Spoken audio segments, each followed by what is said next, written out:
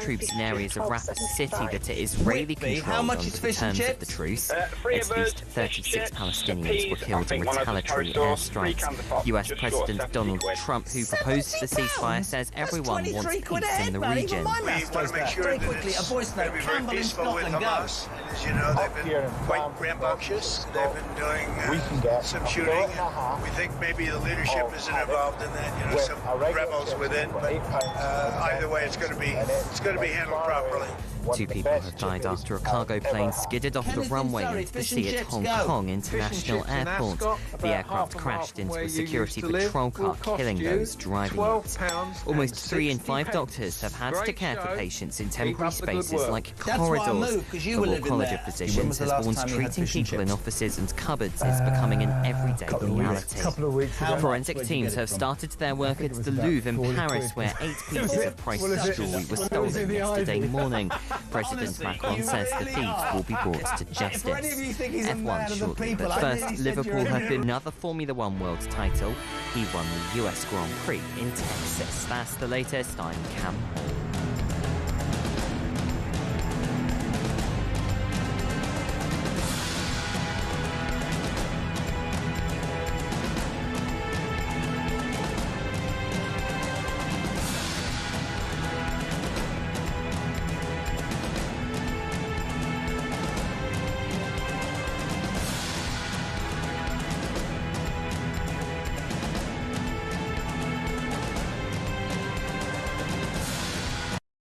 Across the UK, on DAB+, on your smart speaker, on your smart TV, and on your side.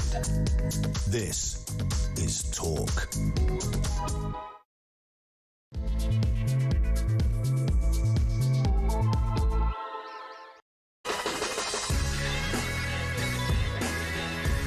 Welcome back to Morning Glory. It is coming up to 3 minutes past 6. It is Monday morning, the 20th of October. And my goodness me, autumn has officially begun, because I came in this morning and I actually had to get out a different place from where I normally get out in the car, because it was lashing, absolutely battering down. I don't know what it's doing where you are, but I think rain is the order of the day, and not only of the day, but of the week. Apparently it's going to rain quite torrentially for the next 2 or 3 days. So we are, ladies and gentlemen, in what can only be described as the pre-winter of my discontent. I'm very delighted to say that I've got Rafe Harden-Manku here to cheer me up. Rafe, very good morning to you.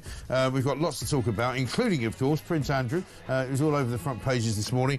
Prince's bid for police to investigate his accuser. That's the story about how Prince Andrew, as it turns out at the weekend, supposedly told his security detail, who are of course employed by the Metropolitan Police, to look into the personal doings of Virginia Giuffre, the woman who of course said that he had sex with her when she was underage. In an email from 2011, he told Ed Perkins, the late Queen's deputy press secretary, it would also seem she has a criminal record in the United States. I've given her date of birth and social security number for investigation, so could the on-duty police protection officer please have a look and see what she's been up to, which technically speaking could be a crime. I mean, to me, I don't really care much about this. I think the Metropolitan Police have got an awful lot more to bother about than this kind of investigation, but if it brings old Andrew down to another level, I wouldn't mind that either. Over the weekend, of course, we found out, this was late on Friday after we'd already finished our show, he will no longer be called the Duke of York. And his wife, the ghastly Sarah Ferguson, will no longer be known as the Duchess of York. You just have to call her Fergie or Sarah or whatever else other name you want to call her, but you can't call her that. Andy sweats over police probe is what it says on the front page of The Sun and the Daily Mail. King's threat to shame Andrew by stripping titles. Interestingly enough, I was at the Battle of Ideas conference at the weekend, and we asked people about what they thought of the royal family, and while many of them were not very happy about Harry and Meghan, not very happy about Andrew, not all that happy actually about King Charles either, they all put their hands up when we said, do you still want the monarchy to exist? They do, because it is intrinsically British. It is something that, you know, sets us apart from most other countries. So we'll take your views on that this morning, of course. 0344 499 1000. A couple of other stories on the front pages, of course. The cost to build a home to rise £50,000 with an eco-stealth tax. Ed Miliband was all over the place yesterday talking about how he's going to create 400,000 jobs in the UK on green energy. I don't think so. We'll come back to that. Trump tells Kyiv, take deal or be destroyed. US President demands that Zelensky submit to Putin's terms in another angry White House meeting. Well, we shall see how that all plays out. And also, we'll be talking as well about migrants, because there's an awful lot of migrant stories. It looks like now 37,000 migrants in, 42 out. Brilliant. This is, of course, Morning Glory. We'll be back after this.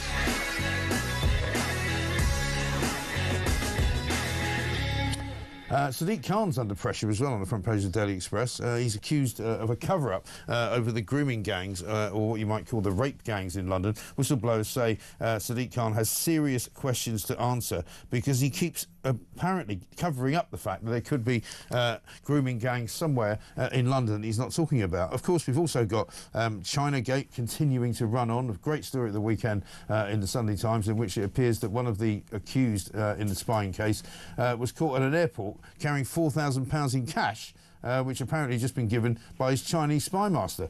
You know, curiouser and curiouser, as we say. But Rafe Hardermain-Crew is here. Rafe, very good morning to you. I suppose we should start with Andrew and the state of the royal family, really, shouldn't we? Because you're a bit of a constitutional expert. Does this damage them, do you think, as a sort of an ongoing concern? Well, for journalists, particularly tabloid journalists, Prince Andrew is the gift that keeps on giving. Yes. But that's the problem. This is why you can understand the frustration, if not the despair, in the royal household. That every time they think they've finally closed the door of the Prince Andrew saga, a few months later it bursts open again, and it simply will not go away. And so now we've just had the publication today of the memoirs of Virginia Giuffre, the woman who killed herself and was raped by Prince Andrew. That's brought out even more details. We now have this story about him asking the police to look into her. Yeah. People are now calling for an inquiry about that. How did he get her? And the police, I think, have said, despite the fact that he's denied all of the accusations that she's made against him, the police supposedly now are investigating this claim that he tried to get the police to investigate her, if you know what I mean. It's complicated. And there are questions as to how he obtained her social insurance number. Yeah. How did he obtain her date of birth? Who was his contact there? So actually there are questions that continue to need to be answered. Now, it should be said, you happen to have with you the co-editor of Burke's Peerage World Orders of Knighthood. There you go. So I can speak authoritatively that he hasn't lost the Duke of York. He still is the Duke of York. He's still the Earl of Inverness and Barry. He's not using it. So the King still does have the ability not to remove his peerage title. That requires Parliament, but there are now MPs calling for that to happen. It could be done pretty quickly, actually. It needn't take up parliamentary time, but also he could be formally stripped of the Order of the Garter, which he hasn't been. Yeah, so all of these things. What is the Order of the Garter? Because I was asked this at the weekend, and I said, it's some kind of chivalry, kind of, heraldic kind of scenario. What is the Order of the Garter? The Order of the Garter is our most senior order of chivalry. It dates back to the 1300s on King Edward III. And essentially it is an honour given in the personal gift of the sovereign, along with the Royal Victorian Order, of which Prince Andrew is a Knight Grand Cross. It's nothing to do with that thing strippers wear that you put money in. Well, they do wear it. Well, the motto of the Order of the Garter is "Oni swaki mali pons," evil be on him who evil thinks, because at an event in the 1300s, the garter of the Countess of Salisbury fell off and everyone laughed, and so the King picked it up and said, "I will make this my premier order of chivalry." I love these stories. Brilliant. So technically speaking, if you were to come across Prince Andrew at any point, he still calls himself Prince Andrew. That's still all right, but he won't be known as the Duke of York. Things he doesn't really ever go anywhere. He just drives around Windsor Great Park in his Land Rover, doesn't he? Exactly. The days of Air Miles Andy have long gone. He's now putting Andy on his own green. I mean, the King could actually remove the title of Prince from him as well. Yes. And the King can do that himself through letters patents. He doesn't need to go through Parliament. So there are other ways in which you could actually take further punishment against Andrew if these stories keep coming out. But I would hope at this stage, having been totally humiliated, that Andrew would follow the example of his great uncle, the Duke of Windsor, who went into exile in Paris. That's what he should do. And lived a life there. He should go abroad, shouldn't he? He should go and live in the Falklands or something. Maybe that would be opposite, because he obviously, a lot of people say the only sort of saving grace of Andrew is that he did fight on behalf of his country, and he actually did properly get himself into quite sticky situations, piloting a helicopter in the Falklands War. Well, that's a very good comparison. I've often said, he was willing to lay down his life for Queen and country in the Falklands War. This requires a similar sacrifice for king and country, and for the interests of the monarchy, he needs to fade into the wilderness, We know that Sarah calls Switzerland her second home, but also people may not realise he has the use of a full palace in the UAE. The royal family of the United Arab Emirates have said there's a palace available for him where he should whenever go. he wants it. So Let him go there. The snow-capped mountains of the Alps or the deserts of the UAE, I one think or that's the a other. good spot for him. Let's remind ourselves of what he said in 2019 about his relationship with Jeffrey Epstein. I went to see him, and I was doing a number of other things in New York at the time, and we had an opportunity to go for a walk in the park, and that was the conversation, coincidentally, that was photographed, which was when I said to him, I said, look, because of what has happened, I don't think it is appropriate that we should remain in contact. And by mutual agreement during that walk in the park, we decided that we would part company, and I left, I think it was the next day. And to this day, I never had any contact with him from that day forward. Yeah, that turns out to be a complete falsehood, obviously. Emily Maitlis, I watched at the weekend, was on Laura Kunzberg, and she said, you know, we were all absolutely aghast when we discovered that there was an email, which we found out last week, he had sent to Jeffrey Epstein saying, we're in this together, some months after he talked about that walk in the park. And also, they were all aghast about the fact that he said, I decided to do the right thing, not take the chicken's way out. I went to see Jeffrey Epstein to tell him that I was going to no longer see him, but I took 4 days to do it. Yeah. And I stayed in his house for 4 days, went to various parties with him, and went for that famous walk in the park.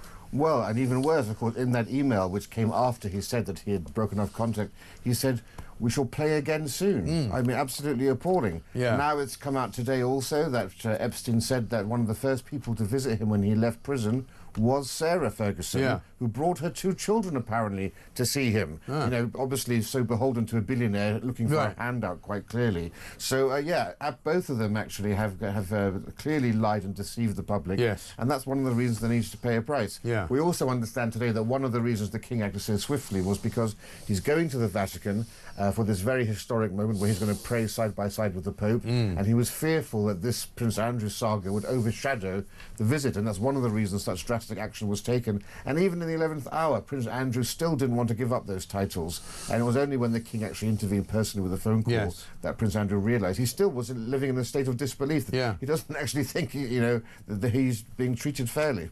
Well, he's clearly one of these people who doesn't quite see himself as others see him, as it were. You know, there's that famous moment, I think, a couple of weeks ago, was, I think, with the funeral of the Duchess of Kent, was it? When Andrew and William found themselves standing next to one another, and you could see Andrew making some quip, and William literally could not have looked more filled with disdain as he sort of looked across at him and refused to kind of interact with him, because you can see that there's a great deal of sort of enmity between them. But this is one of the issues. Even now that he's had all of these things happen to him, he still tries to make himself front and centre of any event that he attends. Exactly. So we now think we know he's not going to be there at Christmas, but we don't think we're ever going to see him again, even at private family functions, being banned from Sandringham, banned from Balmoral, banned from Windsor, banned from Buckingham Palace, to avoid scenes just like you're talking about. Now, look, it's absolutely true. Prince Andrew is innocent in the court of law because he's never been tried. So you're innocent until proven guilty. He hasn't been found guilty in a court of law. But when you're in the royal family, that doesn't matter because you've been found guilty in the court of public opinion. And that's what counts. It may be unfair in his eyes, but the monarchy comes first. Indeed, and I suppose the next time we might see him in any kind of, you know, semi-official capacity, and you don't want to say this really out loud, but it will be the next time a big event happens, like, for example, I don't know, the funeral of his father, where they probably couldn't keep him away. But until then, that's about it, really, isn't it? That's right, and there is talk about that Prince William, when he becomes king, may ban his uncle from the coronation. You may Which remember would be quite a big deal, even constitutionally, wouldn't it? Well, at the last coronation, there was no role for Prince Andrew. He was not part of the ceremony, yet he chose to arrive wearing his full Order of the Garter robes. And there was a conversation to be had about that, wasn't there? Because people were saying he shouldn't do it. He should turn up just in mufti, as it were. Fascinating. I'm sorry we're not talking about Keir Starmer yet. We will, don't worry. The Labour government is indeed still just as bad as it was on Friday, so fear not. We'll be talking about the number of Channel migrants coming since Keir Starmer became Prime Minister, which is touching 60,000, by the way. And also we'll be talking about the number of crossings in September. Plus, Ed Miliband was out and about at the weekend talking about how he's going to create 400,000 jobs. We don't think he's going to do it. And Rachel Reeves as well, because getting ever closer to the November 26th day when she's going to give out her budget, which is going to do an awful lot of harm to an awful lot of people. This, of course, is Morning Glory. We've got loads to do. Do keep your texts coming and your voice notes as well. 0344 499 1000 is the number. 87222 on the text if you want to text the word talk first and then send it. And, of course, you can find us on X at talkTV. This is Morning Glory. Back after this.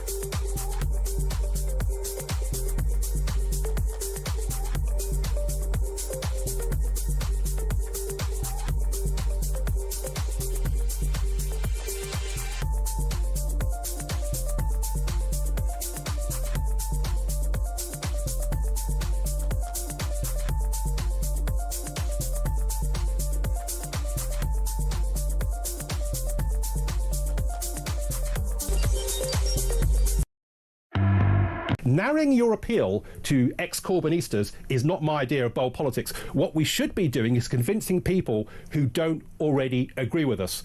Everybody has to benefit from green politics done properly. We are not addressing the white working class populations, for example, right? So when they're protesting against asylum hotels, our take is to join the anti-racist movement, who were proved wrong. Genuine equality, genuine egalitarianism would stand up for the rights of those girls who were assaulted.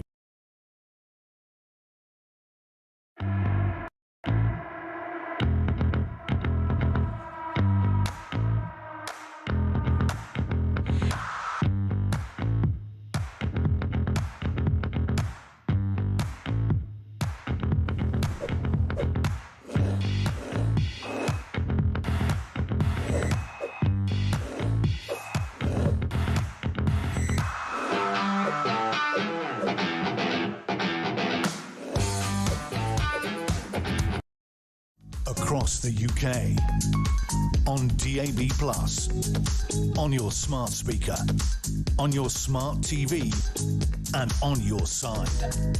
This is Talk.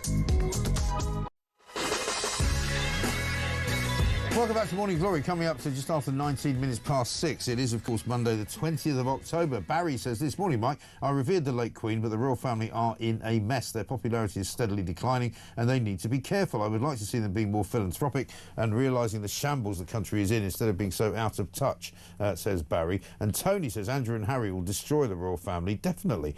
And I think that's a good point that Barry makes there, Rafe. It's all about, in a way, isn't it? The sort of image of the royal family, and most people look upon King Charles as relatively benevolent. He's not a particularly difficult guy to like, but he is a bit woke, as is William.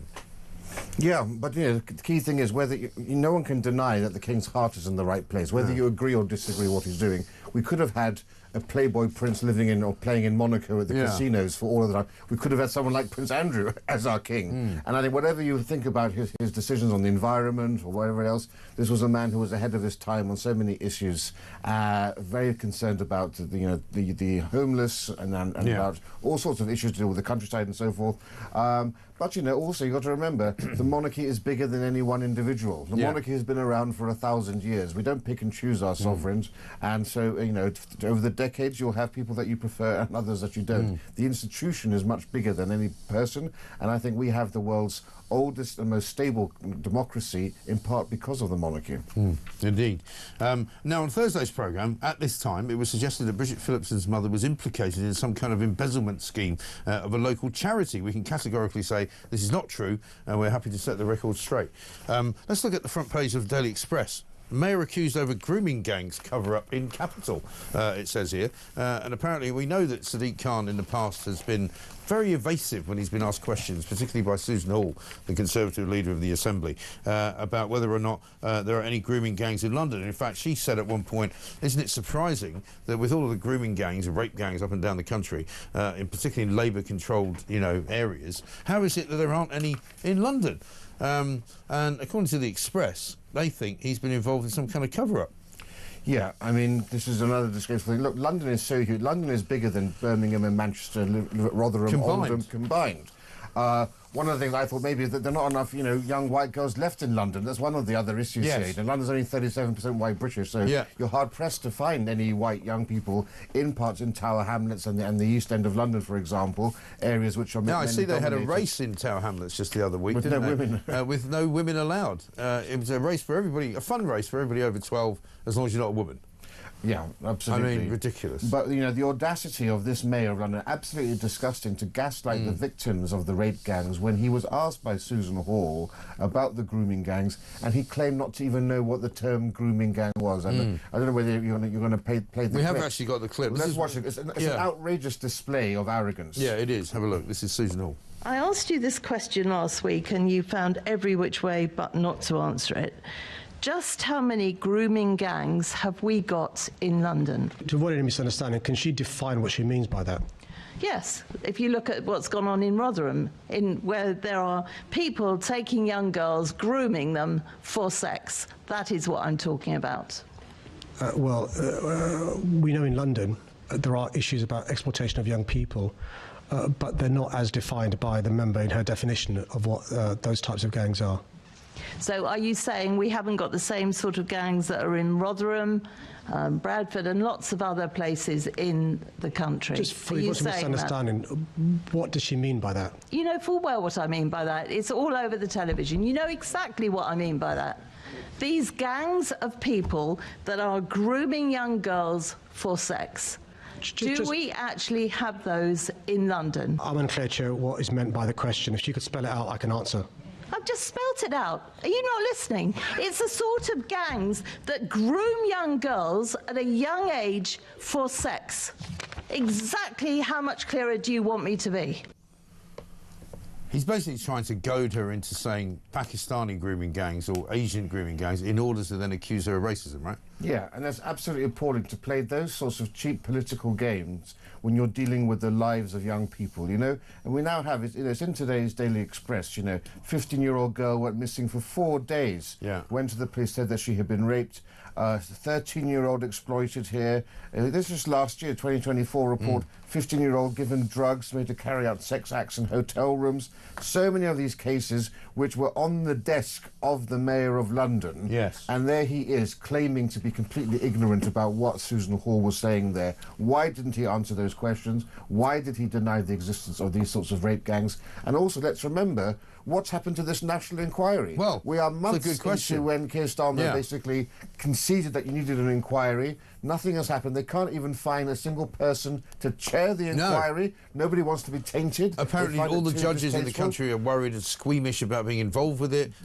It's ridiculous, isn't it? We don't even know the remit of the inquiry. We haven't even been told what the actual areas they're going to be looking into. One of the reasons is because, and remember, Sadiq Khan's also a member of the Labour Party, is the endemic corruption that goes hand in hand here, where the Labour Party in local councils, perhaps even in London, I don't know about London, but certainly if you look at the north of England, they deliberately turned a blind eye to all this. They said, don't vote for independent Muslim MPs because they can't look after your interests. We are the Labour Party. We will be the government. We will look after after you, we'll all turn a blind eye. Roger Mir, the great whistleblower, spoke about how gangs of Muslim community leaders with heavies would go door to door, knocking on doors, often with people who couldn't speak the language, and got their postal votes, made them sign it. And these huge tranches of postal votes went to the Labour Party. That's why I think you're not seeing enough being done on these inquiries, because they don't want people to look underneath those stones and find out the slimy deals. Very clearly they don't want that to happen. But I wonder if there's maybe a slight schism between Starmer and Khan now, because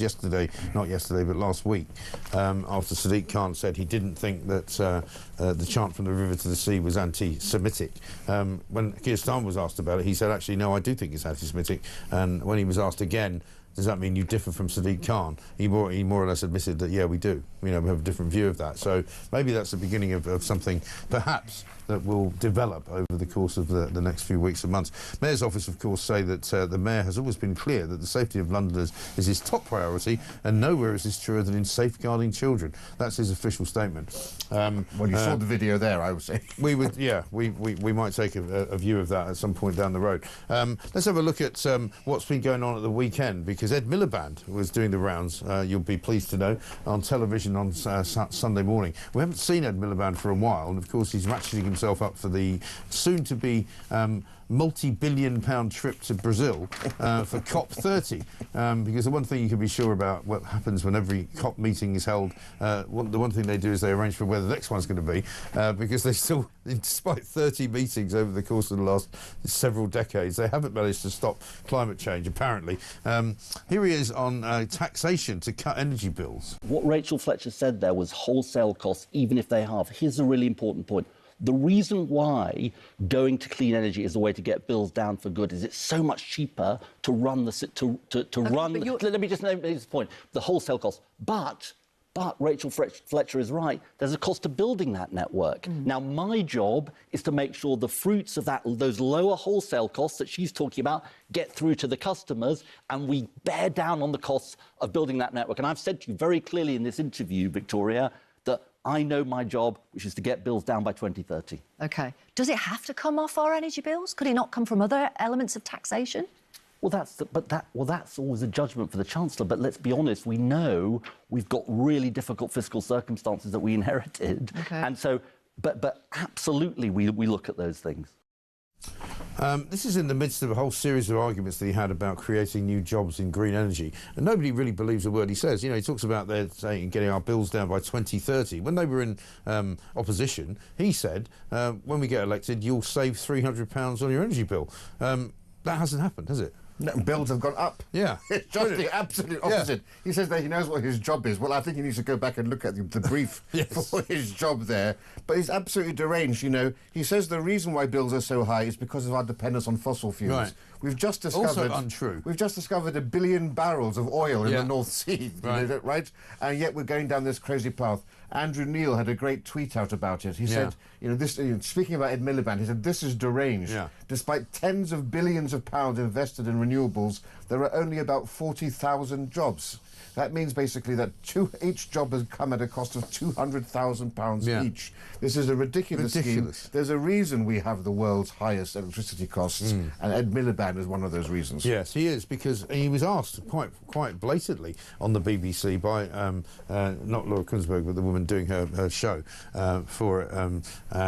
what's the name? Derbyshire. Derbyshire, yeah. She actually said, yeah, but we've looked at a bill, right? And on that bill, there is a green levy, there's VAT, there's all manner of things that you've added on as the government in terms of add-ons to what the actual energy bill is.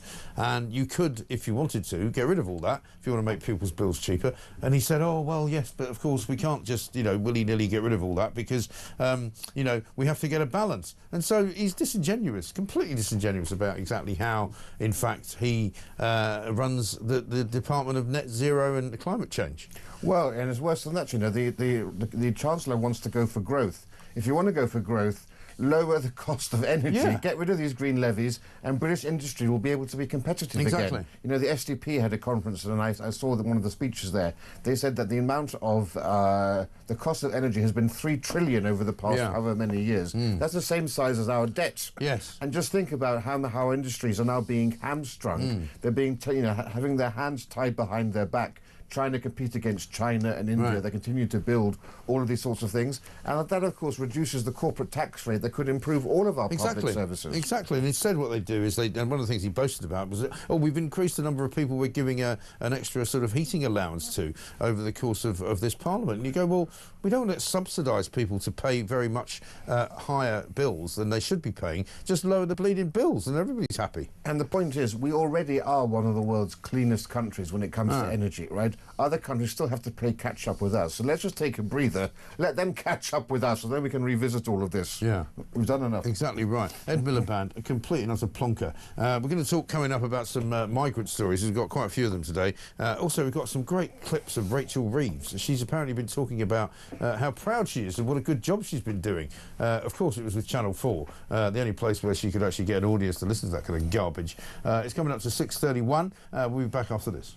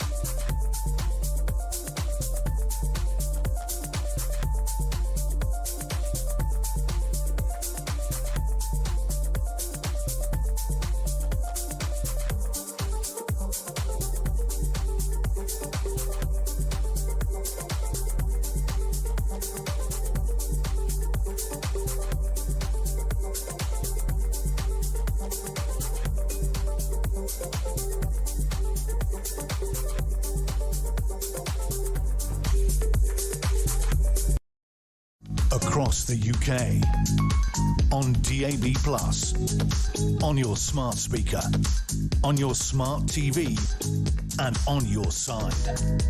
This is Talk.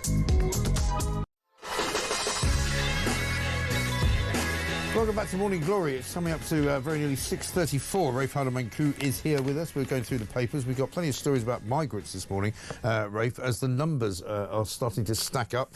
We've got the migrant tracker telling us at the moment that the number of Channel migrants coming here since Keir Starmer became Prime Minister on small boats practically up at 60,000, 59,971. And the numbers for 2025 only since January the 1st, 36,729. The Mail actually has it at 36,734 in, 42 out. Because they sent a few more people back to France. They don't even bother announcing it now, do they, when they send people back to France, because the numbers are so small. Well, I love that on page 2 of the Telegraph, the headline is record 16 migrants sent back home. Yeah. I mean, meanwhile, you have, 60 people coming over, 125 people coming over in single boats. Yeah. You know, we've had 60,000 people arrive here by small boat over the course of the Labour government, and we've sent back 16 in one group flight, and the total number is 42. I mean, it's a complete nonsense. No one coming across the channel even knows people are being sent back. This is the point. That's the whole reason of a deterrent, is for people to know about it and to be scared of it. Exactly. And neither of those two conditions are met. But also, let's not forget that 42 who have gone back to France will have been replaced by another 42 coming the other way, you know, who have actually got permission to stay already, even before they've got here. So it's not actually 42 out at all. It's 0 out in the end. And what's so frustrating, what makes people so angry, of course, is that Labour has been looked at for 14 years at what the Tories have failed to do. They're now in government for so long, and they unveiled this as if it was their great secret weapon, when we all know that it's completely ridiculous. Right. And when this is the best thing that the government can do, it makes you despair that they actually haven't got a clue what's going on, the scale of the problem, or how to deal with it. We can only hope that they're swept out at the next election, and we finally get a government that is serious about tackling these issues. Yes. Well, you would like to think so, but I mean, I'm afraid there's that yet more fallout from the whole story of illegal migration. Story in The Sun, page 14. Asylum seekers at a migrant hotel have been jailed for attacks on a policeman and a doctor. Afghan Akmal Sifa, aged 23, ripped off a metal window blind and used it to assault a GP when he refused medication in September. Meanwhile, Sudanese national Khalid Mohammed, aged 22, kicked a police officer in the chest when he was arrested over a drunken disturbance in March. You know, what the hell are these people doing here? You know, so one of them's 22, one of them's 23, one of them's from Afghanistan, one of them's from Sudan, and there's literally just criminal scumbags. Why the hell are we letting them in? Yeah, and nothing was said in court about deporting these two. No. This is what's ridiculous. You know, we're still going to be keeping them at His Majesty's pleasure. Yeah. How much that's going to cost us all? Probably better than life back home as a British prison, I would have to say. So given the choice, they probably prefer to be in a prison. Why are we having these people here? Yeah. Kick them out. And did you see that story at the weekend of the guy who was sentenced to 5 years in prison for threatening to kill Nigel Farage, the guy with the, you know, tattoo of an AK-47 on his face? It turns out, and the Mail did a great job, they went and tracked down a woman who he raped in Sweden. He was done for something like 17 different criminal convictions, including drugs, including larceny, including, you know, stealing, beating people up. He raped a woman, he moved in with her, assaulted her 15-year-old daughter. You know, this guy had a litany of crimes behind him, and yet when he arrives at Dover, they all went, "Oh, in you come, mate. Yeah, no problem at all. Don't worry about that tattoo on your face. You know, you can come and have a lovely life here in Britain." And sure enough, he's now in prison at Her Majesty's or His Majesty's expense for the next sort of 2 years. Yeah, and then, just unbelievable. Well, and another point to raise here also is that, you know, we have the highest rates of approval ratings for asylum applications under the Home Office. The Home Office is the 5th column in this country. And of course, according to the Human Rights Brigade, the reason for that is that they all deserve to be here because they all qualify. But this is my point. The people who are coming here are people who have failed to get into Sweden, to get into France, to get into Germany. So these people have applied for asylum in Germany or in France or in Sweden. They've been rejected, and so they come here knowing that we are an easier sell. So why are we taking the rejects from the EU? And this why is do what we, people need and to also, understand how serious this is. And also, why do we not know if they've got criminal convictions, whether they have them? That's the bit that really, I think, will puzzle people and will really worry people, because what it means is that you've got a large number of these people coming into the country who have already been found guilty of crimes in other countries in Europe.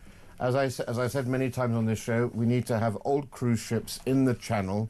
If we can't turn the boats back, all of these people should be put straight onto the cruise ship. When the cruise ship is filled up, they're sailed off to one of the British overseas territory, like the South George Outfit process.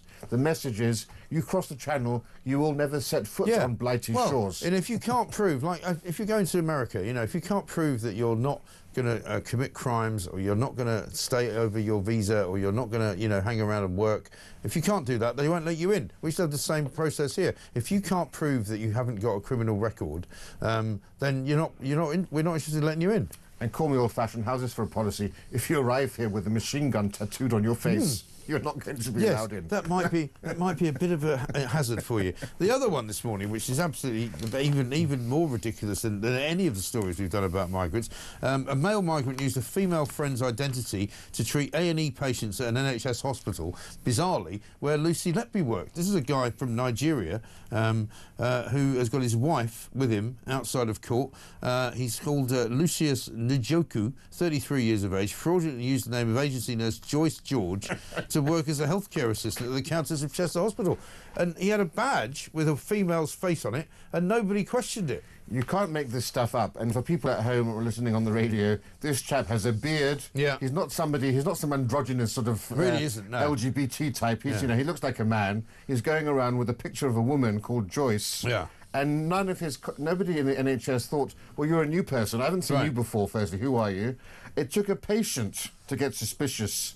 And it was a patient who actually, after weeks of this person washing and dressing patients, he confronted him and he said, my name is Joyce, but I'm the man. Right. Well, why is the patient noticing this and nobody on the staff? I mean, absolutely incredible stuff, right? And the woman whose identity he would have adopted, if you like, was also from Nigeria. She got a job at the hospital through an agency, but she let him, Njoku, do her shifts using her ID. So there's clearly some jiggery-pokery going on here. She's come into the country. He's also come into the country legally because he came with his wife, who's an NHS worker, and so he came as her dependent, right? So I've told this story before that somebody on Immigration Watch told me. He said he got a call once from an immigration worker down at Heathrow. 3 women came into Heathrow with NHS visas to say, we're coming to work in the NHS. Each one of them had a husband and 5 children. Yeah. So 21 people came in for 3 jobs. And people wonder why our health system is broken. Yeah, no, dependence is actually the biggest issue we've had. I mean, the government has cut back a lot on dependence, but look, the thing but not on job visas. Not on job visas. Only on student well, visas. you get Nigerian poets. There's a big demand for Nigerian poets in this country. I like a Nigerian poet. We have a huge shortage of those too. Yeah. But you know, this other person has fled the country. The person who gave the false ID. But again, it's still not known whether he will be deported. Why is it not known? And he hasn't been jailed, by the way. No, he's not been suspended jailed. Sentence he gets. I'm sorry, you know, this is where we're wrong. If you're convicted, you should be kicked out of the country. The whole thing is a complete farrago of nonsense, isn't it? It's completely mad.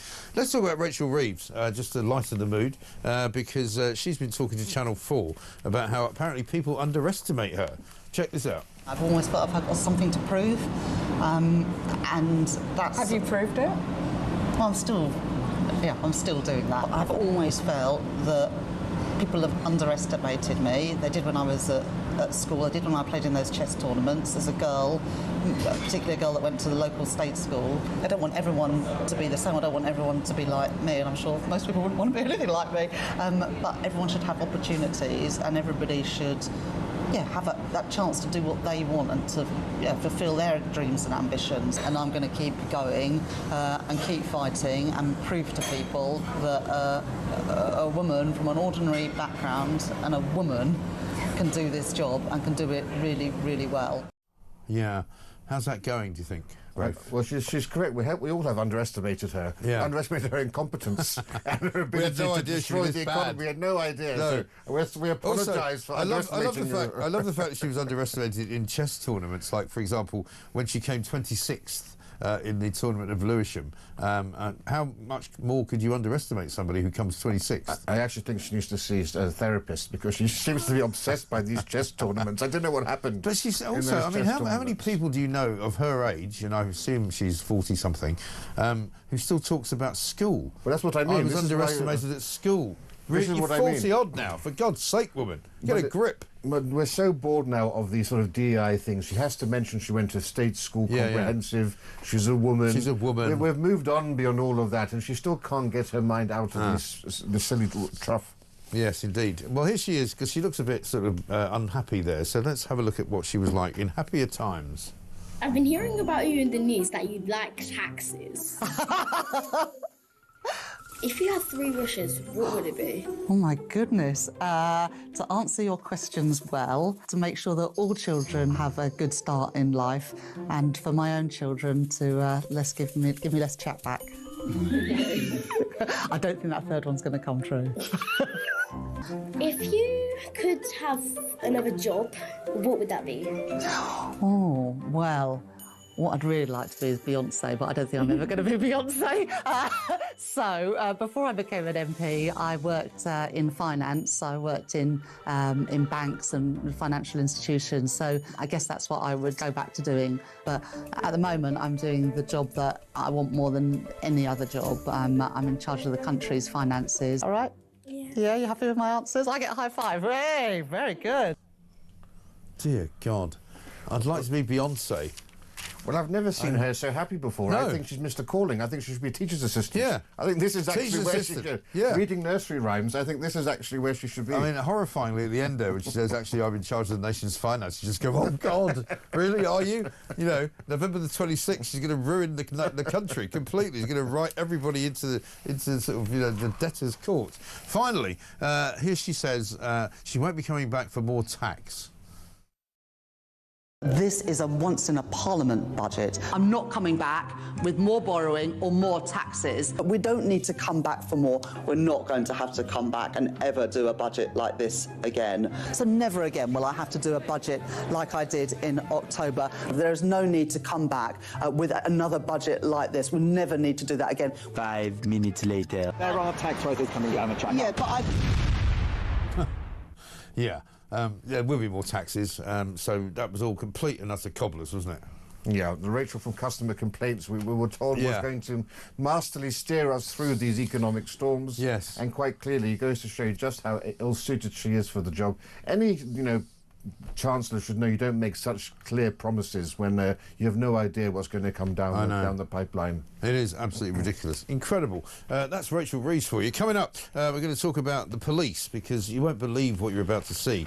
A police investigation into a man who is questioned after being arrested because he's wearing a Star of David necklace. Yes, right.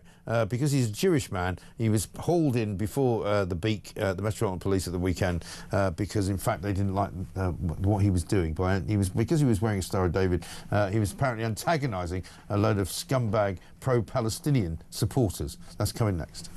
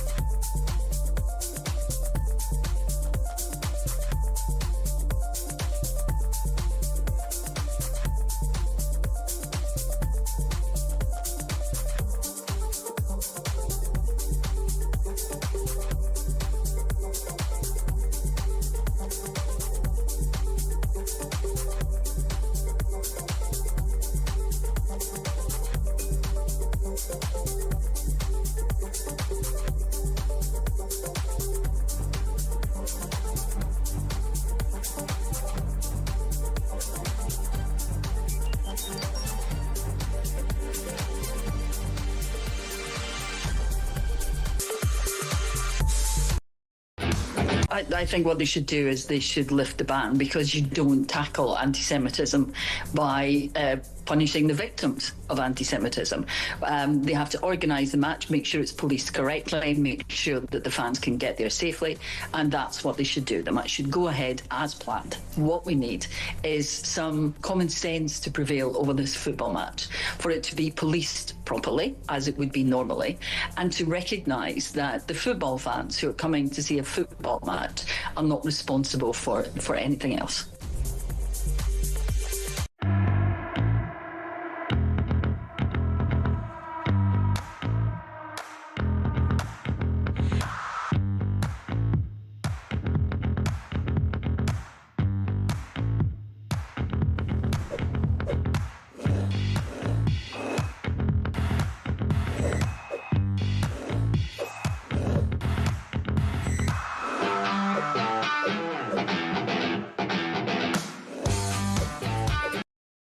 Across the UK, on DAB+, on your smart speaker, on your smart TV, and on your side. This is Talk. Welcome back to Morning Glory. I'm Mike Graham, coming up to 10 minutes to 7. Ray Parlomancu is here with us. This one from Stephen, who says, "Hi Mike, great show. Don't think you're not giving Starmer enough credit. We have sent 64 people, immigrants, back home. This is fantastic news. I think it should be celebrated." Oh, hold on. We've also received 64 immigrants back in. Genius. Yeah, well, that's the problem, isn't it? You know, they call it one in, one out. It really isn't. It's a lot worse than that, because it's like literally none out and thousands and thousands, 30-odd thousand in. Ridiculous. Let's get a voice note from Sue on Ed Miliband. Morning, Mike. Sue from Farncombe here. Ed Miliband. I did notice he popped in yet again. Well, what we inherited. How many months have they been in now? Is it 15? I can't remember. It seems like a lifetime. Absolutely disgusting. Absolutely disgusting is right, and all they do is keep going on about how much money they're going to rinse us for. You know, they talk about, you know, putting, you know, investment into green energy. It's not investment, it's our money they're putting into it. It's ridiculous. Rafe, just before we move on to the state of affairs when it comes to the Metropolitan Police, let's talk about that big raid at the weekend. The Louvre shut down yesterday after a load of jewels were stolen, millions of dollars, pounds worth, apparently including Napoleon's priceless gems. Yes, as a royal historian, this is a shocking story because France doesn't have many crown jewels left. Many of them they got rid of after the French Revolution. Right. What few things do remain are in the Apollo Gallery in the Louvre. And outrageously, there was this amazing caper where just by using a cherry picker and an angle grinder, in broad daylight, the museum was actually open. This didn't happen at night time. There were actually people watching and filming this. Right. They went in, threatened the security guards, and basically went away with these priceless tiaras, necklaces belonging to Napoleon's wife, various queens, even the crown of Empress Eugenie, which they dropped, thankfully, and it's been damaged because it fell from the first floor, we think, but that's been retrieved. That's worth tens of millions of pounds. Wow. But, you know, it's the historical and cultural importance of these artefacts. But this is right out of the Pink Panther. You expect, you know, a glove with a peanut, Sir Charles Lytton's glove to be there. But I think, actually, Inspector Clouseau must have been in charge of the security as well. There's pictures in the Daily Mail today, pages 4 and 5, of the cherry picker, as you say, just parked outside the front door, practically, where it says Musée du Louvre. Galerie des Antiques, and there it is up to the balcony where they just walked up a ladder apparently and smashed a couple of bits of glass. Amazing. And you know, France is actually the world hotspot for these sorts of heists now. They have the Natural History Museum and so forth because they have such lax security. I mean, this is the equivalent of people breaking into the Tower of London and going away with some of the crown jewels. Now, exactly. that's impossible. The crown, you know, the Tower of London is so well fortified.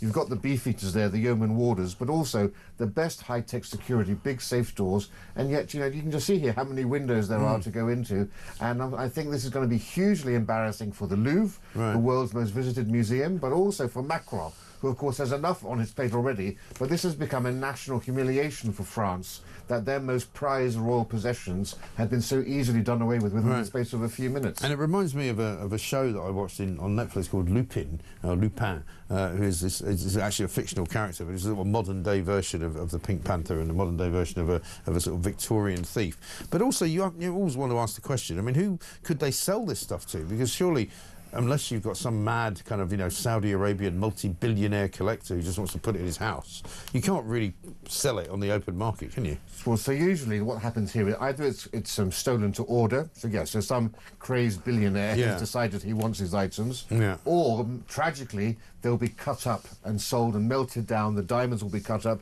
A huge act of vandalism against a piece of world heritage. But there's even talk that the Russians were behind this, and this is all part of their plan to destabilise Europe in various ways. We know that they're flooding the countries of Europe with migrants, but they're also doing other stuff to try to foment discord in the country. I suppose if Putin wanted to do a big sort of, you know, two fingers up to the west, he could go, we've got the French jewels now, and we'll put them in on show wear one of the crowns in St. Petersburg. Yes. Exactly right. That could happen. Now, have a look at this. This is an interview that came out over the weekend. It actually is from a few weeks ago. Daily Telegraph got their hands on it, and it's the police interviewing a man who they arrested at a pro-Palestinian march for apparently antagonising the pro-Palestinian protesters. Check it out. I mean, I'm concerned about this question about the Star of David. Why are you concerned? Well, I think I'll have a private consultation and we'll set out my concerns. Okay. The officers have noted in their statements that they believed that because the Star of David was out and present to people which may take either offence to the presence of it, they felt that that was antagonising the situation further. Okay, well, I'm going to say I think that's, with respect, appalling and shows a complete lack of ignorance on behalf of those officers. Okay. I mean, incredibly, he was arrested for antagonising people who were holding up banners calling for death to the IDF and death to Israelis and death to Israel from the river to the sea. They didn't arrest them, they arrested this guy who said he was watching, he was being an observer basically at a pro-Palestinian demo outside the Israeli embassy. He's wearing a Star of David necklace, and they say that that's antagonising. Yeah.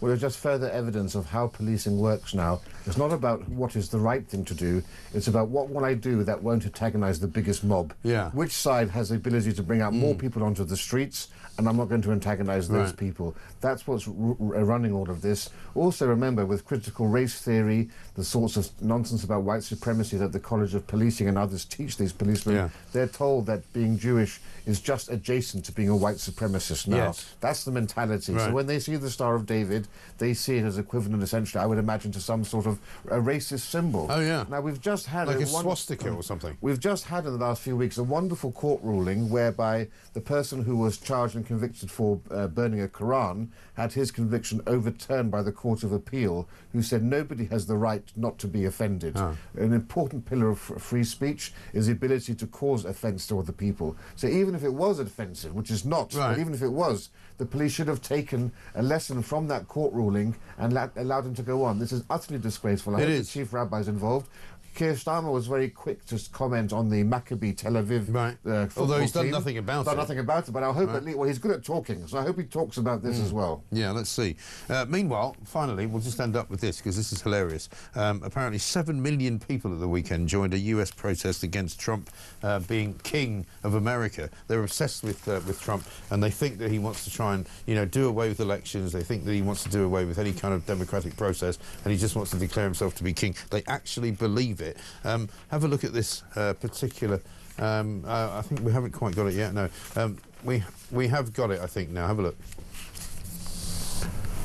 No king, ain't no king in the USA. We're rising up. He ain't wrong. He ain't no fool. No matter what he says. He said he's there. He won't say not today. Not today. 'Cause there ain't no king. Ain't no king in the USA.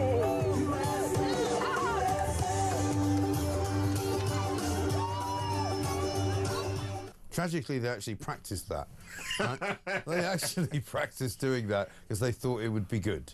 But it's the usual, seriously. It's the usual suspects. I think they wake up every morning on their calendar. Yeah. Which protest am I going to today? It is. Is it Trump? Is it Palestine? Yeah, they're all white, of course. Is it trans? Right. They're all white what because, you know, interestingly enough, Hispanics in America actually quite like Donald Trump because they don't want to have any more, you know, scumbags coming in from Central America and South America because they've come there legally. Black people in America quite like Donald Trump because he actually works for the working people of the country. You know, it's these kind of middle-class idiots idiots, white idiots who think, oh, he's going to be king, he's a nightmare, it's danger. As I said, the usual suspects. This is the just of all brigade. It is. And whatever you think about Trump, he did an epic trolling where they put out a video on his account of him with a crown flying a jet fighter with the words King Trump on the jet fighter, which then unleashed sludge onto all of these people. So, unprecedented times we're living through. They really are ridiculous, aren't they? Anyway, listen, Rafe, great to see you. Thank you very much indeed. Rafe Harderman-Koo will be back soon. Isabel Oakeshott coming next. This, of course, is Morning Glory. We'll see you after the news.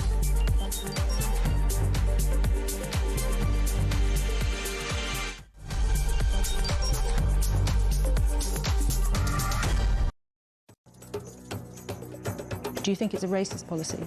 Well, I do think that it's a racist policy. I do think it's immoral. It needs to be called out for what it is. According to Keir Starmer, if you think young men that illegally cross the English Channel should be detained and deported, you're racist. In fact, if you even criticise any element of the immigration policies of the last two governments, you're racist. And yet the Home Secretary, Shubham Mahmood, tries to copy our policies.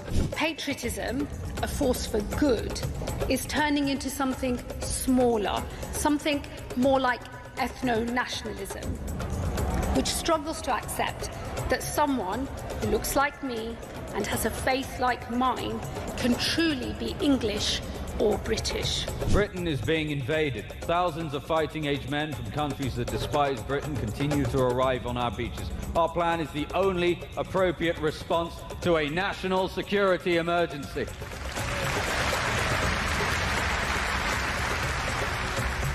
Immediate removal. Deportation is the ultimate deterrent. Our flags, flying proudly as we celebrate difference and oppose racism. Labour says these policies are racist and immoral, and by implication, Reform supporters, Reform voters, Reform sympathisers are racist too. Yes, if you think we should control our borders, you are, by the definition of the Prime Minister and his cabinet, all racists. We can all see that the country faces a choice, a defining choice. Britain stands at a fork in the road. We can choose decency, or we can choose division, renewal or decline. To accuse countless millions of being racist is a very, very low blow. Why? Well, this language will incite and encourage the radical left. I'm thinking of Antifa and other organisations like that. It directly threatens the safety of our elected officials and our campaigners. And frankly, in the wake of the Charlie Kirk murder, I think this is an absolute disgrace.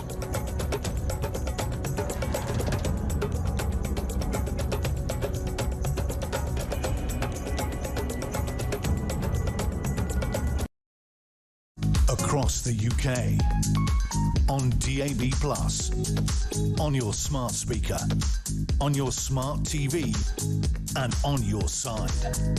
This is Talk.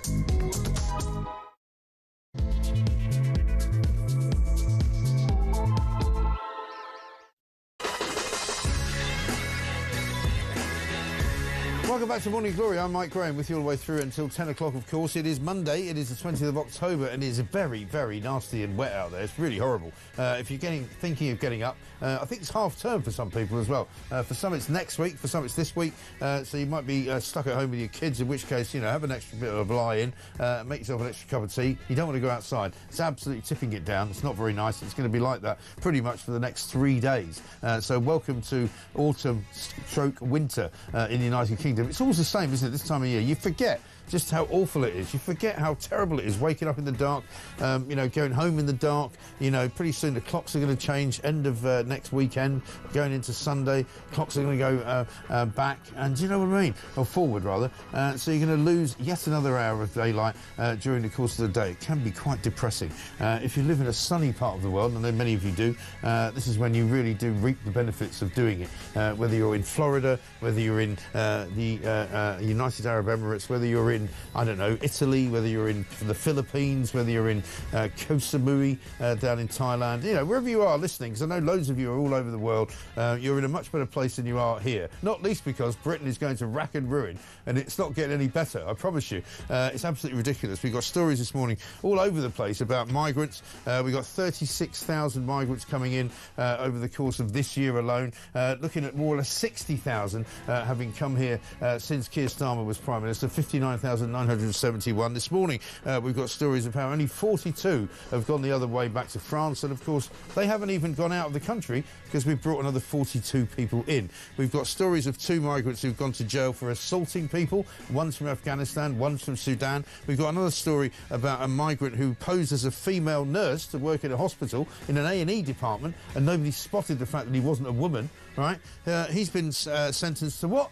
No time in jail at all. And he's allowed to stay here because he's dependent of somebody who works as a nurse. Guess where? In the NHS. The whole thing is an absolute and utter joke. 0344 499 1000. Isabel Oakeshot's here. Loads of stories about Andrew going on this morning as well. Andy sweats over police probe is page 1 of The Sun. Prince's bid for police to investigate Andy.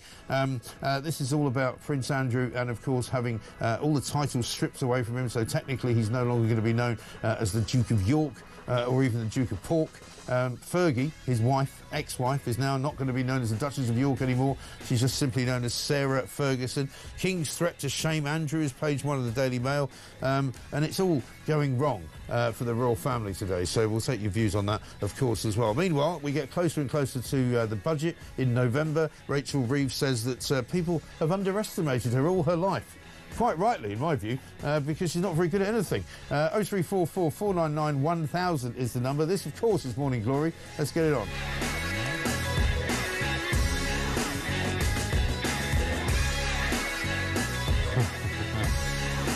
Clive in Solihull. Great show as usual, Mike. Rachel Reeves, the only job she's going to get in the finance industry will be filling in the cash machines. She is a disaster and an embarrassment. Well, that would explain, if she was doing that, why whenever you go to a cash machine now, you either can't get any cash or all they give you is £5 notes. Hilarious. Let's get a voice note from Lee. Morning, Mike. Lee from Chelmsford. 60,000 illegal immigrants roaming the streets of the UK doing whatever they want at a cost of a minimum of £3 billion for one calendar year. I mean, at the very least we can do is detain them and then deport them. It's an absolute joke, Mike. It really is. Well, the worst than that is you've got Shabana Mahmood tweeting at the weekend, the government has detained and removed over 35,000 people with no right to be here. But this is only the beginning. I will scale up the removal of illegal migrants. I will do whatever it takes to secure our borders. She's been community noted, believe it or not, by Twitter, by X, which says the claim that over 35,000 people were detained and removed is misleading. For the year ending June 2025, there were only 9,000 enforced returns. The remaining 26,000 were voluntary returns, as confirmed by the government's own data. So the government is willfully now lying to us about what they're actually doing, and they can't seem to stop. Let's talk to Isabel Oakeshott, who will be, I think, just as annoyed about this as I am. Isabel, very good morning to you. Oh, good morning. Well, I was just thinking about Rachel Reeves being in charge of cash points, and actually, if she were in charge of cash points, you know, it'd be one of those ones that charges you like several pounds to take out your own money. Exactly. That's basically what this government does. Yeah. Yes. You asked for £35. We're giving you 27. Yeah, thanks for that. That basically sums up most of our lives, doesn't it? It does. But also, I mean, there's nothing worse, it seems to me. Surely they must be embarrassed. If you're Downing Street and you put up a tweet from a minister which is actually corrected by Twitter, which says, actually, you're lying, and the 35,000 you're claiming isn't true. I mean, I just don't know if this government does embarrassment, because otherwise they would all have resigned by now. I mean, every moment of every day is an embarrassment. Look at one in, one out that we've been highlighting just how few out that actually is. I think the latest tally is 42, but as you said, all of those to be replaced by people that are definitely staying. Right. So, you know, how's that leave anyone any better off? I mean, it is absolutely shambolic, it's scandalous, and we continue to give the French police hundreds of millions of pounds to do absolutely nothing except watch and monitor and wave them on their way. It is truly shocking. I mean, to be fair, having been able to watch the French police at work in Paris protecting the Louvre, it doesn't really surprise us that they can't stop the migrants, even if they wanted to. Yes, I mean, I think this is just a cultural thing in France, isn't it? You know, they're very heavily unionised workforces. They get paid very nicely to just keep things ticking over. And the last thing they want is people like us exposing how little they do. You know, they're very, very hostile. The French, the gendarmes and the military police, if you get anywhere near trying to track what they are doing or rather not doing, they don't turn on the migrants, they turn on you, the reporter, and we've got first-hand experience of that happening. Yeah, exactly right. But I mean, again, we get story after story now, and the stories don't stop. And in fact, if anything, they increase. You know, as the sort of the do-gooders keep telling us, you know, well, a lot of people that come here are coming here out of desperation. I mean, 2 stories today. Asylum seekers at a migrant hotel have been jailed for attacks on a policeman and a doctor. They were both staying at the same hotel in Bournemouth, believe it or not, because there are 3 apparent hotels in Bournemouth currently being used for migrants. This one was called the Roundhouse Hotel. One of them's from Afghanistan, called Akmal Sifa, 23 years of age, ripped off a metal window blind and used it to assault a GP when he was refused medication in September. Meanwhile, another one, a Sudanese national called Khalid Mohammed, aged 22, kicked a police officer in the chest when he was arrested over a drunken disturbance in March. I mean, you know, these stories just keep coming up now almost every day. They do, and, you know, I think we should all be grateful to the insiders in these hotels that actually tip us off about this stuff, because there's no way the government is readily putting forward this information. I mean, the scale of abuse inside these migrant hotels is absolutely appalling. You know, we showed at the end of last week on Kev's show some pictures of trashed hotel rooms. I've received more such images over the weekend, including one image where the occupant of a migrant hotel room had smashed a pitcher because the pitcher has a wine bottle in it. Right. And he smashed it on the basis that alcohol is not part of his culture, so he can't bear to look at the picture on the wall of the hotel room. I mean, mate, how about you maybe take the picture down, turn it around, give it back, something like that? But oh no, let's just smash up the room. Yeah.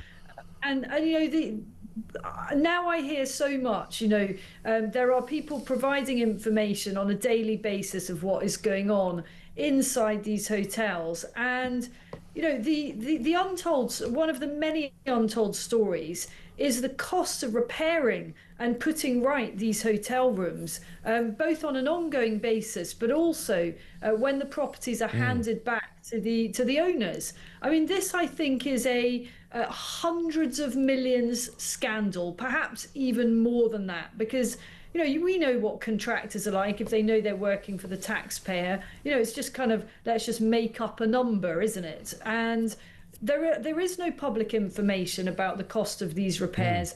But I can see from my own knowledge of the damage that is routinely done, and the fact that experts and professionals and skilled tradespeople have to come in and put it all right again, that this is a gargantuan cost to the taxpayer. Right. It is. And also, I thought we were told some months ago by this government, but I think it was before Shabana Mahmood became Home Secretary, that we were somehow doing away with putting migrants in hotels, and there was a strident action by the government, by this Labour government, to reduce the number of hotels being used, and they were going to move these people into other sorts of accommodation. I seem to remember Keir Starmer saying there was plenty of accommodation to put them in. Some of it might have been rehousing them in student accommodation. Some of it might have been ex-military. You know, I seem to remember him being before the liaison committee at some point or other, saying all of that, and none of that seems to be happening. There doesn't seem to be any reduction whatsoever in the number of hotels being used, and doesn't seem to be any reduction in the amount of money that it's costing us. Well, I think you missed the crucial part of what they said, which gave away the poverty of their ambition. This is by 2029, isn't it? You know, they're going to phase them out. Yeah. not much phasing has happened. And actually, I think voters have a mixed view of this. Whilst everyone hates the hotels, they hate the spectacle of people coming over illegally and being put up in these luxury settings and then potentially even abusing that. They do have one very small upside, which is that they are kind of recognised hubs, and we know where these people are accommodated. The opposite strategy is this sort of what they're calling the scatter or dispersal strategy of housing these individuals in houses of multiple occupancy, sort of basically private rental accommodation, all over the place, which means they could be coming to a house next to you. Now, some of them may well be very nice and very charming and, very grateful for their possibility of a new life in the UK. The trouble is that a great number of them are completely impoverished and coming from countries where they have wholly different life experiences and values, and they are simply struggling to adapt to this completely different landscape. And we know what that results in. It results in all the horrible assaults and abuses and thefts and drug dealing and all the rest of it that we hear about. And this just isn't us at Talk kind of saying, oh, these awful migrants, they do these things. We see these in court cases every day. We do. And again, the paper's full this morning of stories of woe based around people who really perhaps, you can say it without really any fear of being corrected, who shouldn't have been here. I mean, the story on page 9 of Daily Mail today is a woman, a Muslim convert, mother of 5, Elizabeth Davis, aged 46. She met the jihadi killer from Manchester, the synagogue killer, Jihad al-Shami, on the Muzmatch app. There is such a thing, believe it or not. Muzmatch, which is where you meet people if you're a Muslim looking for love. And she says that he threw me in a bed and raped me, and he was basically a man who was out of control and was always going to commit some kind of horrible crime like the one he committed. He came here as a child, of course, from Syria, and you just think to yourself, why are all these people here, and why are they all committing these horrible crimes, and what can we do about it? Well, there's plenty we can do about it if we actually had the will, and we go round in circles saying the same thing. But of course, we've got to leave the ECHR, that set of laws, international laws that so many activists, lawyers rely on, and we've got to mean business. We have simply got to deport people when they break the rules, and that can be for the smallest thing. I think if you trash your hotel room, you're out. And certainly if you rape someone, you're out. But there are issues that go right to the top here. We'll all remember Shamima Begum, the runaway ISIS bride, and the long battle to remove her British nationality.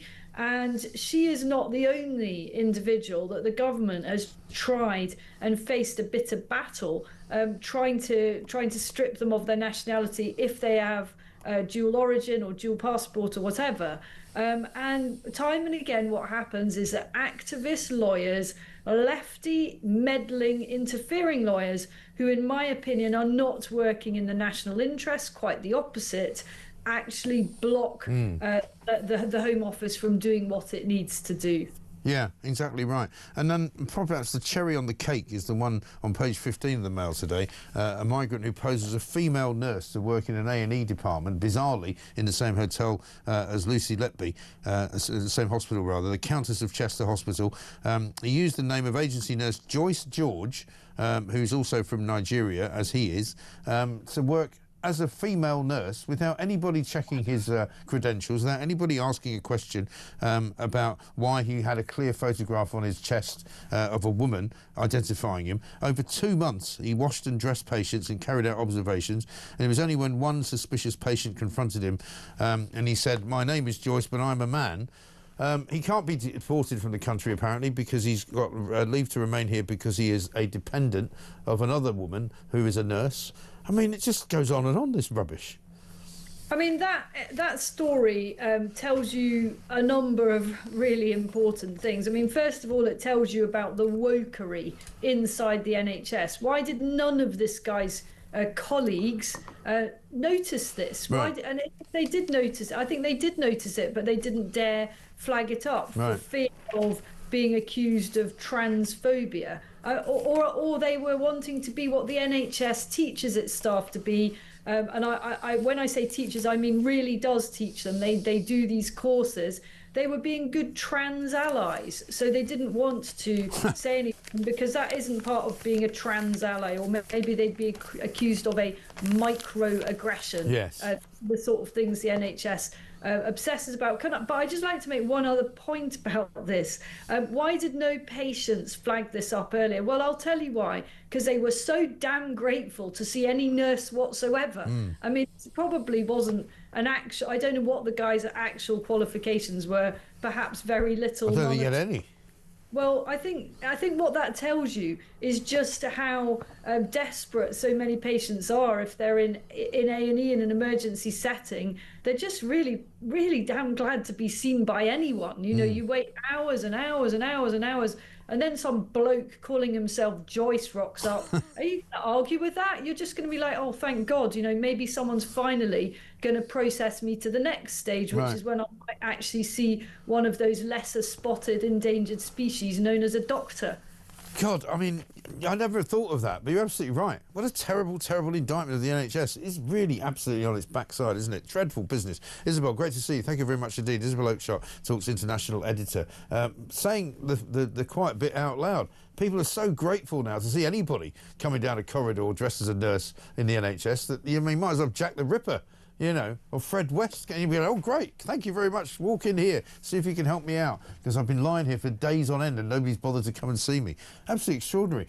Morning, Mike, says Sarah in Thatcham. It's my birthday today, but let's face it, there's not a lot to celebrate at the moment with the awful state of this country. It's so depressing and likely to get worse. So can you just wish me a happy birthday? It may cheer me up a bit.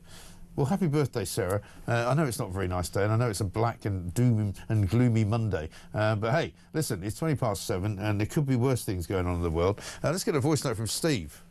Morning, Mike. This is Stephen Hartz. I think the guards at the Louvre there were police from Calais doing a bit of moonlighting. Have a great day, mate. See you later. Yeah, it sounds like it, doesn't it? Yeah. What's that going on up there? Oh, yeah, there's a guy that's top of a cherry picker. What's he doing? I don't know. He seems to be breaking into the window on the top floor. Oh, OK. What's that other guy doing? Yeah, he's downstairs. He's got a big bag. It says swag on it. He's wearing a stripy vest and he's got a mask on. Oh, OK then. All right. Fancy a cup of tea? Yeah, all right. Au revoir. 7:21.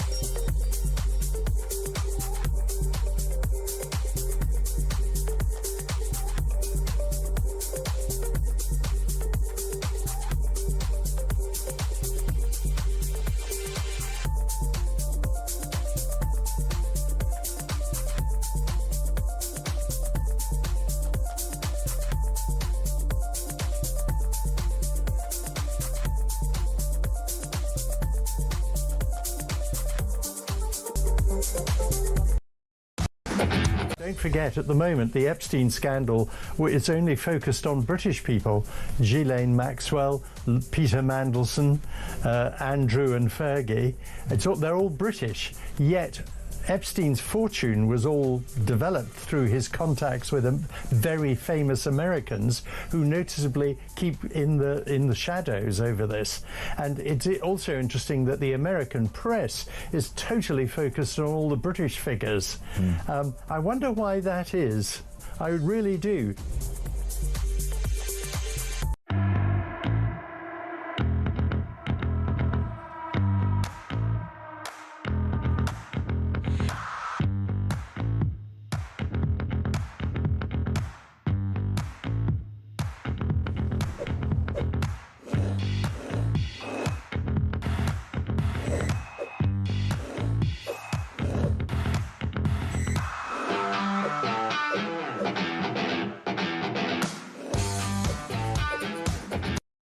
Across the UK, on DAB+, on your smart speaker, on your smart TV, and on your side. This is Talk. Welcome back to Morning Glory, 7:24. I'm Mike Graham with you all the way through, of course, until 10 o'clock when Julie Hartley-Brewer will be here. If Rachel Roos is in charge of putting cash into ATMs, she would put £10 notes where the £20 notes are supposed to be, says Vern in Southampton. And if Rachel says Gazmac from accounts was in charge of cash machines, you'd press for 20 quid and get a toffee crisp. Yeah, well, indeed. And Colin says, time for Prince William in his capacity as patron of the FA and as a keen Villa fan to call for the reinstatement of Maccabi Tel Aviv fans. Well, we await to see whether or not there's going to be any movement on that story because, of course, we spoke about it last Friday and we said that Keir Starmer saying this is not the right decision is not really quite good enough. He has to do something other than just say it's not the right decision. He has to overrule the West Midlands Police, you would have thought, and tell them to get their act together and make it possible for fans of both clubs to go and watch the teams play in the Europa League. Why wouldn't you? Let's talk to Rupert Bell, talks a royal correspondent, by coincidence, an Aston Villa fan, I think. But Rupert, let's talk about Prince Andrew first, shall we? Very good morning to you. Yes, I am a Villa fan, and we won yesterday. Thank you very much. Good game. Yeah, anyway, absolutely, yeah. And presumably all fans from all teams were allowed to go and actually watch it. So I think, unfortunately, I couldn't go, but my youngest son did and had a great day. But excellent. Yeah, I think on the Villa question, I think it's Aston Villa seem to be caught in the middle here because it's not Villa's problem. It's the West Midlands Police taking the decision to do this, and Maccabi Tel Aviv have got issues with their fans. But there's obviously the wider political ramifications. So yes. Poor old Aston Villa just seem to be in the crosshairs of something that is far bigger than what is actually than the match itself. Yeah, indeed. Well, we may come back to that later on. But let's talk about Andrew. A couple of stories on the front pages this morning. Andy sweats over police probe on the Sun, and the Mail's got King's threat to shame Andrew by stripping titles. I'm told constitutionally he's still technically got the titles. He's just not now going to use them. That is correct. It has to be rescinded by Parliament, and obviously now he's not using them. It's semantics in many ways, but if for someone like Prince Andrew, it's humiliating in many ways because he loves being part of the royal family. You know, he has. Every time you see him, he struts around like a peacock. So, you know, this is his DNA. And now he's no longer Duke of York, and neither is his wife able to use the Duchess of York title as well. Right. So it's deeply humiliating. But actually, this drip feed of further allegations, I think, is far more serious for Prince Andrew. As he said in his statement, he strongly denies all these allegations against him, but these allegations seem to be intensifying and making it harder for him. Every time something seems to be coming, and it's deeply frustrating and embarrassing for the rest of the royal family, particularly the King and Prince William. Well, because if you think back to the interview we did with Emily Maitlis on the BBC, we're talking about 2019. We'll have a look at it in a second. But, you know, 6 years ago, he started this sort of narrative, which turns out to be, shall we say, not entirely truthful, because this is what he had to say about his relationship with Jeffrey Epstein. I went to see him, and I was doing a number of other things in New York at the time, and we had an opportunity to go for a walk in the park. And that was the conversation, coincidentally, that was photographed, which was when I said to him, I said, look, because of what has happened, I don't think it is appropriate that we should remain in contact. And by mutual agreement during that walk in the park, we decided that we would part company, and I left, I think it was the next day. And to this day, I never had any contact with him from that day forward. Which, of course, it turned out last week, I think, to be revealed as a nonsense, because it turned out that he had an email exchange, or several email exchanges, beyond that point and after that point, in which he also said, we're in it together and we will play more soon, or something like that. Well, yes, and you can look at that statement in many ways, probably. And even Emily Maitlis is now saying she's revisiting the whole interview. Yeah. Because there are sort of holes in the story. And obviously with this drip feed of these emails coming out, it only makes matters worse for him, because it clearly shows that this whole interview seems to be extremely flawed, you know, and endlessly the jokes about the sweating, the Pizza Express moments, you know, it really does. And maybe people are saying, well, why didn't the royal family make a stronger move right there and then? But the problem was the Queen was still alive then. He was perceived to be her favoured son, so that made it even more difficult to deal with, because she felt she couldn't bring herself to do it. But obviously the King feels he's now been backed into a corner and has put pressure on Prince Andrew to retire, well, from the Knight of the Garter, and also for his title as Duke of York. But there is far more serious concerns now, because if there could be a police investigation into these emails suggesting that he was trying to passing on the date of birth and the social security number of Virginia Giuffre. And if that is proved to be something, then that is a very serious allegation against Prince Andrew and whoever was involved at the time. And did they do anything about it? So I think there could easily be a police investigation if there is found to be something at fault here. Right, and I read somewhere, I think this morning, that said this would be the first time the police have investigated a member of the royal family for 20 years. When was the last one? Now, you caught me on the hop there, but it doesn't happen very often.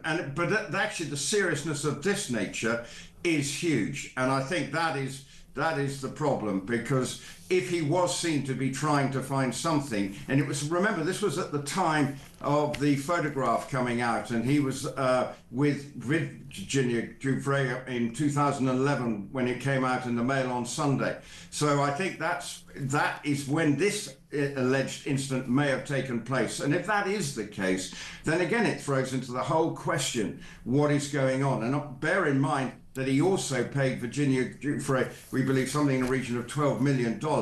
And now with her book coming out, for the royal family, this is going to be, again, a very frustrating time. But if, you know, royal family do tend to keep out, you know, the odd speeding offence here and there. But anything like this would be a very serious sort of allegations. And maybe if the police do investigate, it's more problems for Prince Andrew. Yeah. Well, exactly right. You'll be delighted to know I've got to the bottom of the 20-year thing. Yeah. Apparently the last time was Princess Anne, the Princess Royal, when she was convicted of a criminal offence in 2002. She pleaded guilty at East Berkshire Magistrates Court to a charge under the Dangerous Dogs Act, which I seem to remember, which is slightly less serious, it seems to me, than this. It was a Telegraph making something of that. Her pet dog Dottie bit 2 children in Windsor Great Park. She was fined £500. I mean, this seems to me to be on a slightly higher scale than that. This is far more serious. Yes, okay, it wasn't a great look for the Princess Royal. I know actually it comes, I remember this now. Yeah. But in terms of, and obviously not a good look for Princess Anne at the time, but in terms of Prince Andrew, this is something that could be very serious if it's found to be true. And yet, questions his judgment through the whole thing. Yeah. Remember, he thought he did a good job in that Emily Maitlis interview. And that is where it all stems from his arrogance, maybe his stupidity, but and now his love of being the grandstanding. You think he could rise above the law? Well, maybe this might be something that proves that he can't. Well, yeah, that's the problem, isn't it? And I mean, he has continually kind of, tried to hold the line, but eventually, as we were reading over the weekend, somehow the King was able to persuade him that this was the right course of action, and he's kind of gone along with it. But do you not think that, many people have said this to me, that he should just kind of not just disappear from public life, but sort of go into some form of exile somewhere? I'm told that he was offered a palace in the UAE that he could occupy if he wanted to. He could go to some, protectorate like the Falklands, and that might be appropriate given, that's where I suppose he made his name, if you like, during the Falklands War. Because the longer he stays in Windsor and he drives around and pictures get taken of him, and there's always something that he might go to or might not go to. There's always going to be a sort of a bit of a smell and a vague stench around the royal family. Well, the trouble is he has this lease on Royal Lodge, and and it's always been said that if he can continue to fund his staying there, then there's no issue because he has a lease to, I think, 2078. Right. That's the problem. But actually what we won't do is see him at family occasions. The last time that we saw him at a family occasion was obviously at the funeral of the Duchess of Kent. And when he stood next to Prince William, looks could kill as far as Prince William is concerned. Presumably William would want to avoid anything like that in the future. And the other thing that he might do is, because he hasn't been back to America for fear of being, hauled in by the FBI and questioned, is maybe if he thinks there's a police inquiry going on in Britain, he won't want to be here either. Well, I think he might be the US investigating as well, because it's against American law with what he was doing. So there will be all sorts of ramifications if this is allegations, where it might lead. So for Prince Andrew, he won't be seen at anything now, because every time that he turns up at a sort of private public function of the royal family, whether it be Christmas or a funeral, he becomes the story, and the royal family are fed up with him being the story so regularly, and obviously with all these scandals allegedly attached to whatever he does as well. So this is the problem for the royal family, and it is their big problem, and they don't actually know what to do about it ultimately. But Prince William, I think, will take a pretty dim view and say, may not even have you at my coronation when that time comes. Indeed. One just final question to ask you about, sort of horse-related in a way. Betfred, this morning in the papers, the Warrington-based bookmaker, saying basically that they will close down their entire operation if Rachel Reeves increases gambling taxes in the budget on November 26th. They've got 1,300 betting shops, 7,000 jobs that they provide. Fred and Peter Dunn, the owners of Betfred. This is the betting tax that people are worried about in racing and other sports as well, right? Well, mainly racing, and racing is trying to draw attention to the fact that if the levy is increased, it will have a huge impact on the revenue. Now, if they close that number of shops, it's not just about those people losing their jobs. There are media rights attached to so Betfred will pay huge media rights to show racing in their betting shops. Well, if they close all of them, that will be a huge cut back in media rights revenue for the sport, not just the tax as well, because there is less coming in, and Fred and Peter Dunn are no mugs when it comes to business, and they built it up from scratch to one of the biggest betting operations in this country. So will Rachel Reeves take note? This is the big problem for racing. Will they? Because it might be, in many people's eyes, an easy tax to levy, but actually the implications for racing, which is a huge rural economy, and in the high streets as well, with all the betting shops. Okay, the betting shops, the change in sort of people's habits means that maybe they don't have as long-term as future. But in terms of the short-term problems for racing, if this tax is increased, it will have a huge impact on the sport, which is one of the biggest employers, not only in a rural sense, but also racecourses, the hospitality industry. It will be a serious problem for the sport if Rachel Reeves does. But the runes do feel as if she will. So racing could have a very big problem going forward. Yeah, absolutely right. Good to talk to you, Rupert. Thank you very much indeed. Talks to royal correspondent there, Rupert Bell, talking about the problem there with Rachel Reeves and the betting tax, which Betfred are saying will make them close down their entire operation here in the UK. A couple of tweets have come in, of course. Joanna from Salisbury says, Mike, isn't it great? The NHS has a nurse without any checks, no police check or qualifications. No wonder they had a £60 billion negligence bill. Well, you might well add. Rich in London says, morning, Mike. The NHS migrant working as a nurse is not a nurse. He was a care assistant who assisted with basic care, no clinical duties. I'm a nurse myself and find calling this fraudster a nurse an insult. We do a 3-year training degree. Care assistants do a few weeks on the job training. There's a big difference. All right, Rich, my apologies for calling him a nurse, but, you know, surely somebody who worked with him as a nurse should have said, this bloke shouldn't even be here.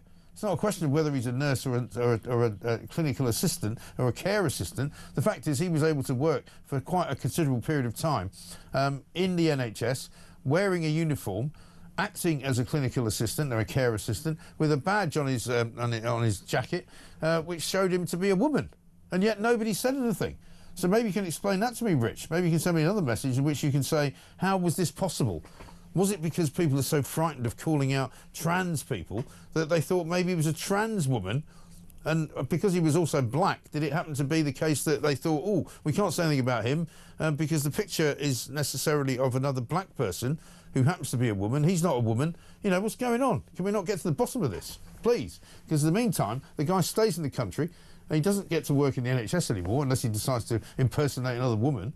And he's not even going to jail for it. He's got a suspended sentence. It's ridiculous. 7:39.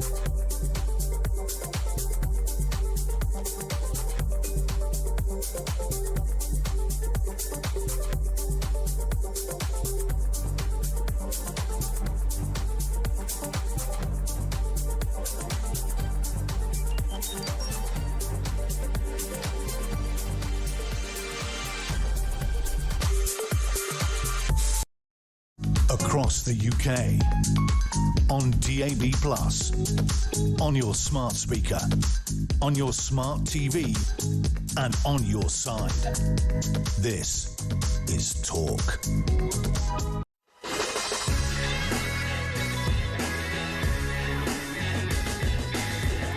Welcome back to Morning Glory. I'm Mike Graham with you all the way through until 10 o'clock, of course. Morning, Mike. Britain's falling apart at the seams, says Michael. For instance, even at well-known chocolate bars like Penguins, Clubs and numerous other ones have been downgraded because they contain almost no chocolate. They are now chocolate-flavoured bars. This tells me all there is to know about how Britain is becoming a total failure. I mean, I've heard a lot of things have gone wrong, but I mean, I'm not sure penguins being downgraded to chocolate-flavoured bars is a big thing. But, you know, is that because it's too expensive to make them chocolate anymore? I don't know. I bet they put the prices up as well. Here's one from Michael as well. He says, "Morning, Mike. This business at the Chester Hospital, to have a man impersonating a woman for months and no one noticed beggars belief. People in jobs that require and hunt DBS checks also have to have the name of the person who lives in their household. This puts the woman who he is supposedly dependent on in a very difficult position. If she works in the NHS, I find it hard to get another job as she continues living with this man." Well, you would think all of those things would be important, wouldn't you? You would actually think that basically, if you're a dependent of a woman who works in the NHS and you then impersonate another woman who works in the NHS in order to work in the NHS, washing patients, believe it or not, then that surely is quite a serious offence, and one which should make it possible for you not only to be barred from ever working in the NHS again, but barred from ever living in the UK as a migrant again. But no, he's allowed to stay here. It's very weird. I don't get it. 0344 499 1000 is the number. A voice note from Pete. Good morning, Mike. Do good as a right. They are coming here for a reason. They are coming here because they're desperate. They're desperate to get free money, desperate to get a free house, desperate to get free every damn thing on us taxpayers, desperate to get everything in here when British people get absolutely nothing. Well, we're getting desperate now. Desperation works both ways. There's no desperation if you're living in France because there's no war in France.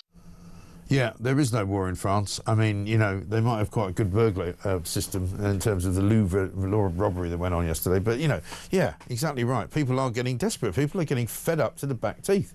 As I said yesterday, I was at the Battle of Ideas at the weekend, and so many people wanted to talk about the immigration problem. Not because they're bigoted, not because they're horribly racist. It's just because they're fed up to the back teeth of seeing what's going on in this country. Let's talk to Lucy White, public policy specialist. Lucy, very good morning to you. Hi, Mike. Good morning. How are you? No, not bad at all. 36,734 in, and then we're being told 42 out. But it's actually not 42 out because the 42 who have gone out are all going to be replaced by another 42 who come back the other way, right? Yeah, it's all ludicrous. And I just want to let's go back in time a bit and think about how this all begun. So we know that Tony Blair from 1997 essentially opened the floodgates constitutionally through the Human Rights Act, the Immigration and Asylum Act of 1999, and the No EU Transitional Controls of 2004. And yet Tony Blair is now coming out and saying that he agrees with Kemi that asylum seekers should not be able to claim asylum, or shall we say illegal migrants. But I think it's all far too little too late. And last year, Tony Blair actually admitted that his policies created huge strains on communities. And yet, if we look at his track record, in 1997, when he first became Prime Minister, there were 48,000 net migration of 40,000. By the time he left, it was 237,000, i.e. 5 times more. And then that's just escalated under the Tories to 906,000 net migration in 2023.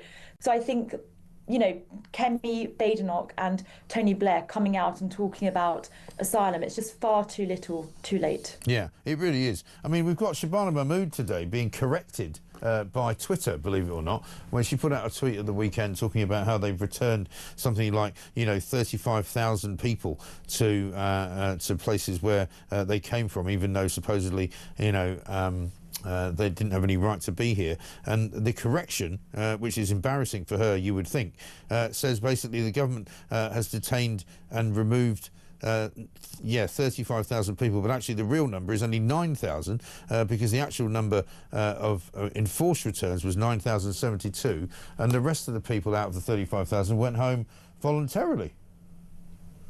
Yeah, exactly. Well, I do believe that a lot of these illegal migrants do need to start going home voluntarily, at least partially because our government are so incompetent or unwilling to do anything about it. And again, if you go back to Tony Blair was the one who, under the Human Rights Act of 1998, he actually enshrined the ECHR into British law. So it all goes back to Blair. And, the irony of Tony Blair coming out, as I say, talking about how asylum seekers should not be able to claim asylum in the UK. Well, Tony Blair has the TBI, the Tony Blair Institution, which ironically is him telling other global leaders how to run their countries when he ruined our country. So I believe that Tony Blair should devote the TBI just to remigration if he is ever to vindicate himself from what he's done. True, because I mean he was the sort of instigator of all this right back in the beginning, wasn't he? Back in sort of the 2005-2006 period when he was still Prime Minister, when he basically opened the floodgates and he signed up. Unlike most countries in Europe, but he signed up with Sweden and Ireland to a kind of a limitless number of migrants to be allowed to come and live in Britain. And again, he didn't have to do that, but he thought it was a good idea at the time. Yeah, and this is what's so incompetent, Mike, about the Home Office, and I'm always calling for the Home Office to be abolished. But if you go right back to 2010, there was Jack Straw. Jack Straw, who worked under Tony Blair as sort of Home Sec and Foreign Sec, he believed that there would be 13,000 Eastern Europeans working in the UK by 2010. And it wasn't 13,000, Mike. There were actually 250,000, and that is how incompetent the Home Office forecasts are. It's literally 20 times more, and that was 20 years. Well, that was back in 2010, and it goes beyond that. And also, if you look at 2003, interestingly, Tony Blair actually did want to reduce asylum seekers and illegal migration. And the scary part of all of this is that 82,000 asylum seekers, i.e. illegal migrants, had their claims rejected. So they actually had their claims rejected. The issue was that there was no political will to actually deport them. So we've been stuck in this loophole for over 20 years, Mike. Asylum seekers are being rejected, yet there's no political will to deport them, which is why we need to now focus on mass deportations urgently. Yeah, well, of course, everybody talks about that, doesn't they? I mean, the phrase itself, mass deportations, is now used by the Tories. Kemi Badenoch's promising it. You know, Labour haven't quite made that leap, but they've talked about deporting large numbers of people who will not be welcome here if they come illegally. So that means that if we look at the migrant tracker as we now know it, nearly 60,000 people have come here, just about 30 shy of 60,000 people since Keir Starmer became Prime Minister. And, you know, less than, as we say, less than 50 have gone out. And even when they've gone out, they've still come back in. So it's a ridiculous situation, and the numbers of people surely are just getting astronomical now. Yeah, it's astronomical. And the British public have had enough. You know, every single day we cannot keep up with the number of rapes or sexual assaults that are being reported, the number of crimes, and it's just completely impacting all of our communities. And again, not to repeat the drum too much, but this all goes back to Tony Blair, because in the Immigration and Asylum Act of 1999, under Section 95, Tony Blair implemented what's called the dispersal scheme, which literally dispersed asylum seekers across the UK. And so now we need to detain and deport them. And it was Tony Blair who dispersed them across the country. And so that man is a traitor. He should never be forgiven. And the only way he could ever be partially vindicated, as I say, is by dedicating his Tony Blair Institute to remigration, because he got us into this mess.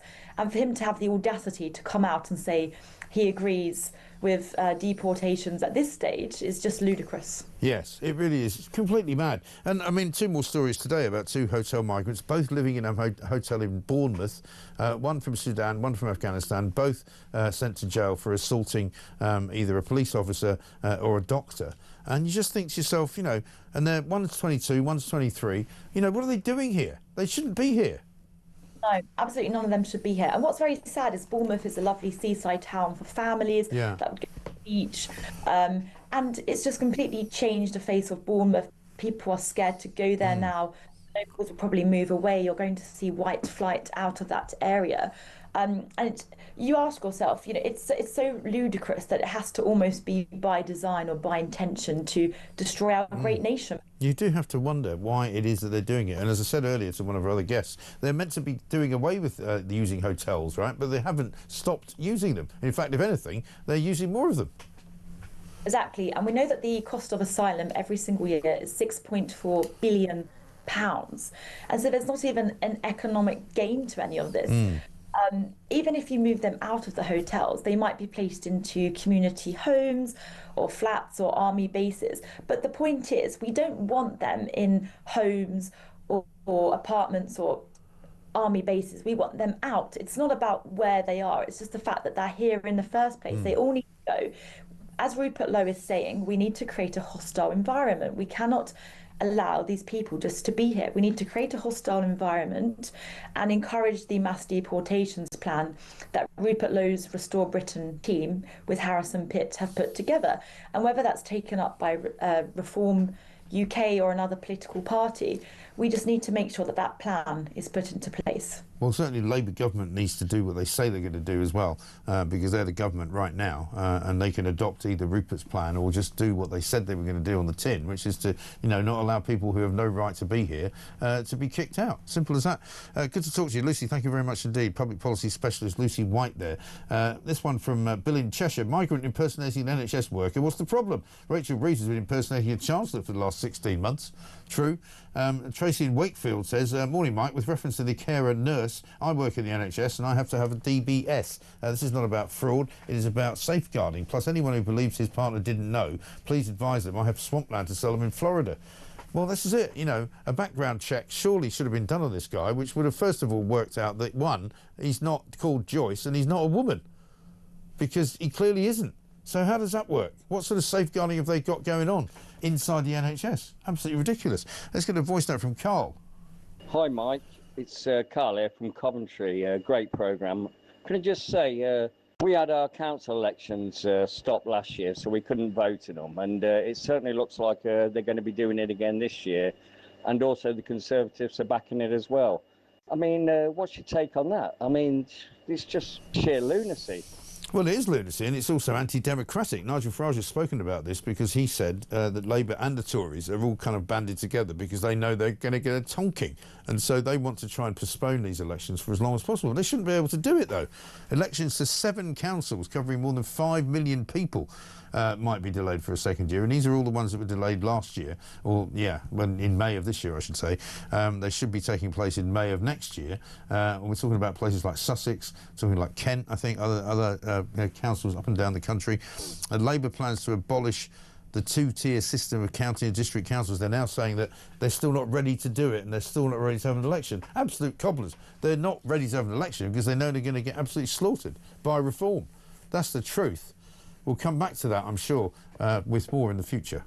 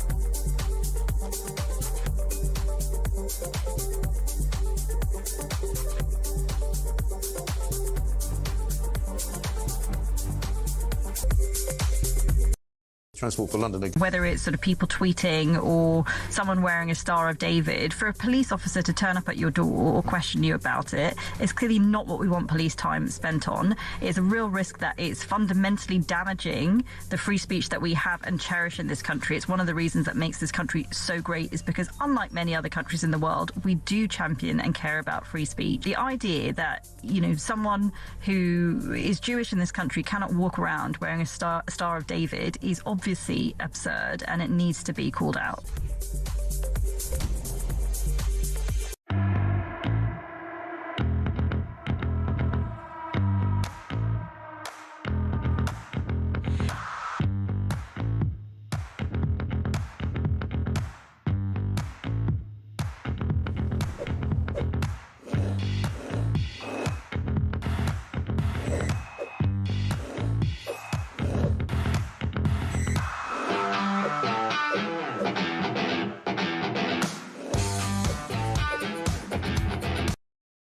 Across the UK, on DAB+, on your smart speaker, on your smart TV, and on your side. This is Talk.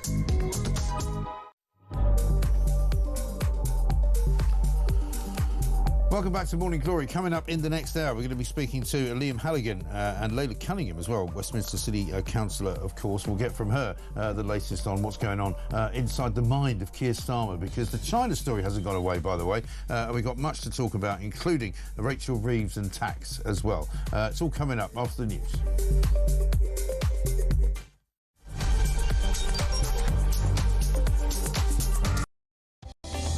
Libya has become a major transit route for refugees, and many of them come through Libya dreaming of getting to the UK. Those asylum seekers or economic migrants who make it to the UK have a 99% chance of being given leave to remain.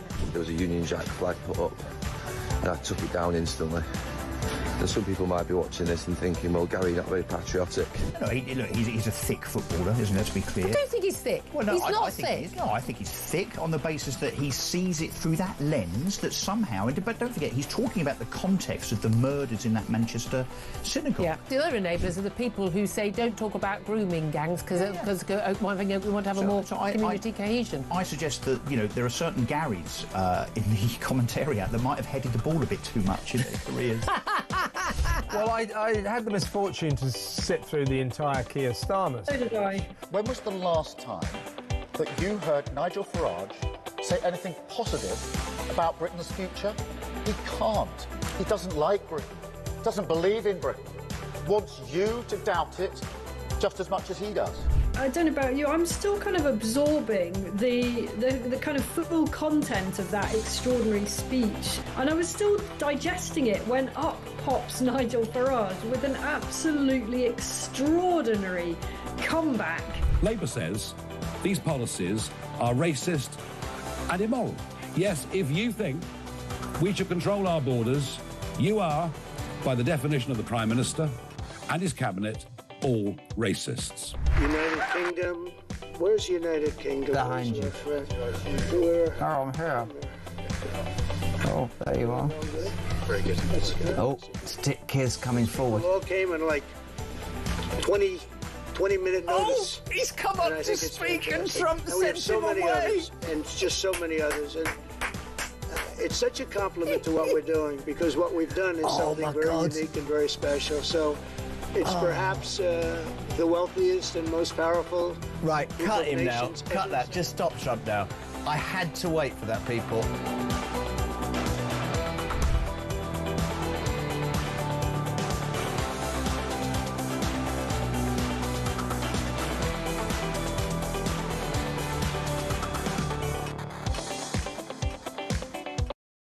Across the UK, on DAB+, on your smart speaker, on your smart TV, and on your side. This is Talk.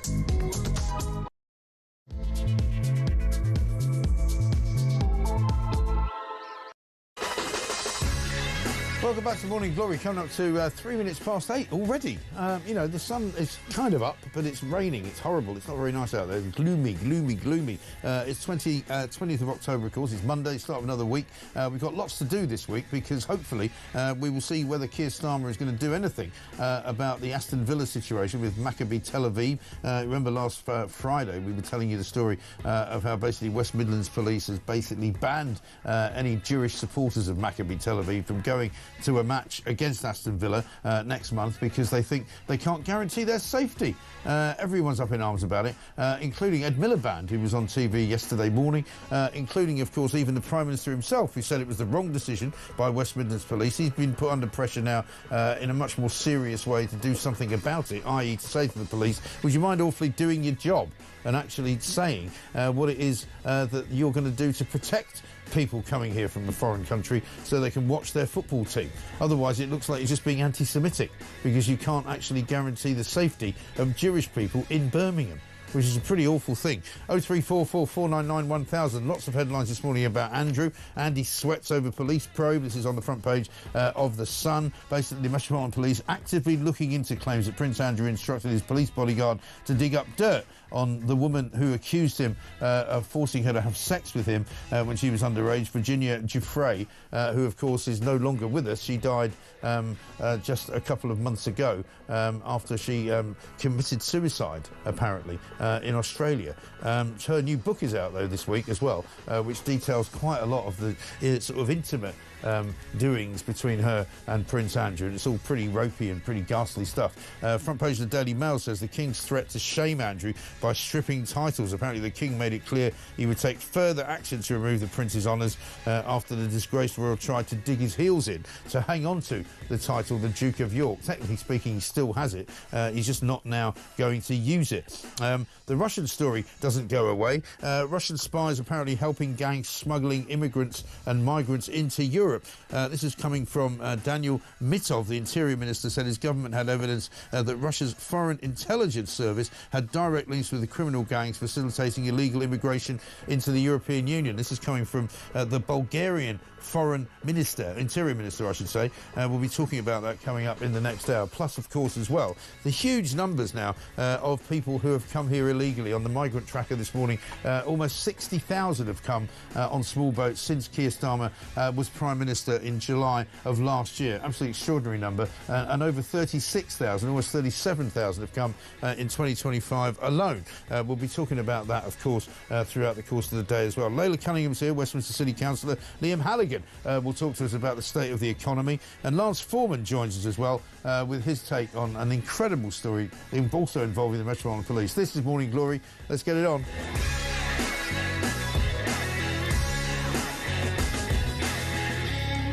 And don't forget, from tomorrow, Shadow Justice Secretary Robert Jenrick is going to join Morning Glory for a brand new monthly phone-in called Ring Rob. That is, of course, every single month you'll be able to get your views heard by Robert Jenrick, the Shadow Justice Minister. If you've got a question for him, you can book it right now by calling this number, 0344 499 1000. Best to get your calls in early because there's going to be a lot of demand for this because a lot of people like Robert Jenrick. He's one of the few Tories who actually speaks his mind. You might say he didn't always do that. But of course he will always tell you that he resigned as Immigration Minister because he knew that the Immigration Department and the Home Office just wasn't working properly when he was working under Rishi Sunak. But do get your calls in early. Do check to make sure that we can call you back in order to put you on the phone with him and you will get a straight through to Robert Jenrick. It's every single month. We're doing it tomorrow for the first time and we'll be very happy to hear from many of you, of course. Let's talk now to Layla Cunningham, Westminster City Councillor for Reform UK. Layla, very good morning to you. Hi, good morning, Mike. Good to talk to you. A quick question before we get into immigration and all sorts of other things. Why would the BBC think it's necessary to issue an instruction to their workers to say, please don't come to work wearing a BLM, Black Lives Matter T-shirts because you're not really supposed to? I mean, how many people are going into work at the BBC wearing a Black Lives Matter T-shirt?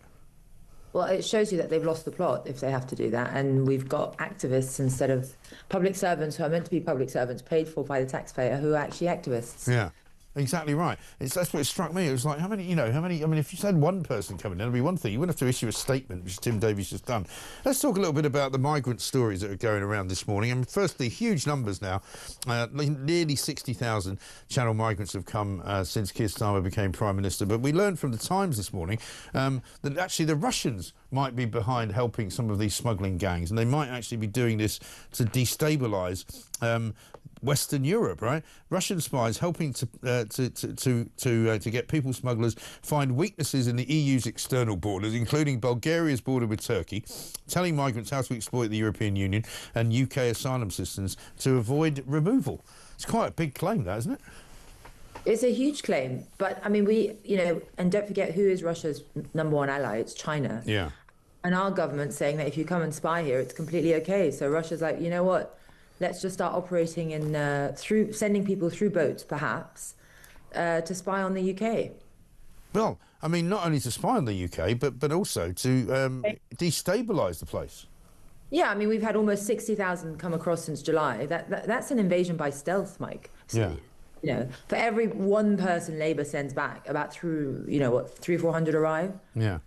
Well, it's worse. I think it's worse than that. I mean, they're talking now as if we've got something like 37,000 migrants in this year alone, and so about 42 have gone out. Shabana Mahmood claimed at the weekend that they've sent back 35,000 people, but that's a figure from last November.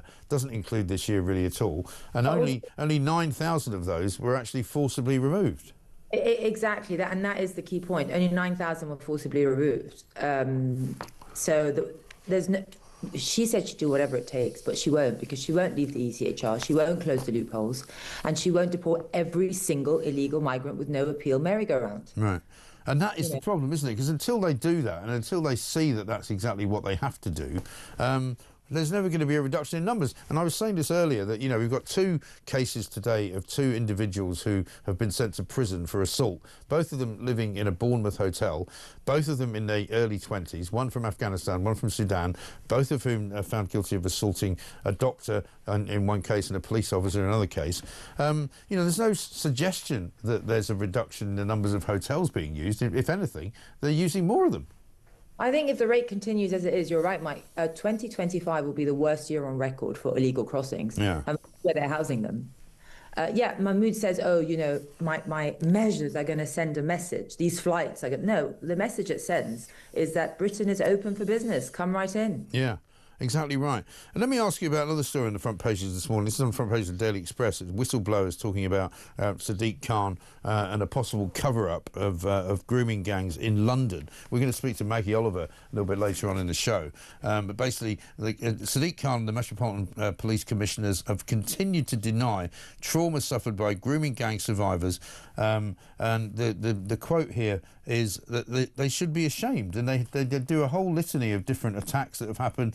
13-year-old girls, 16-year-olds, 17-year-olds, 15-year-olds, all sorts of people have been identified as victims, but he doesn't want to talk about it.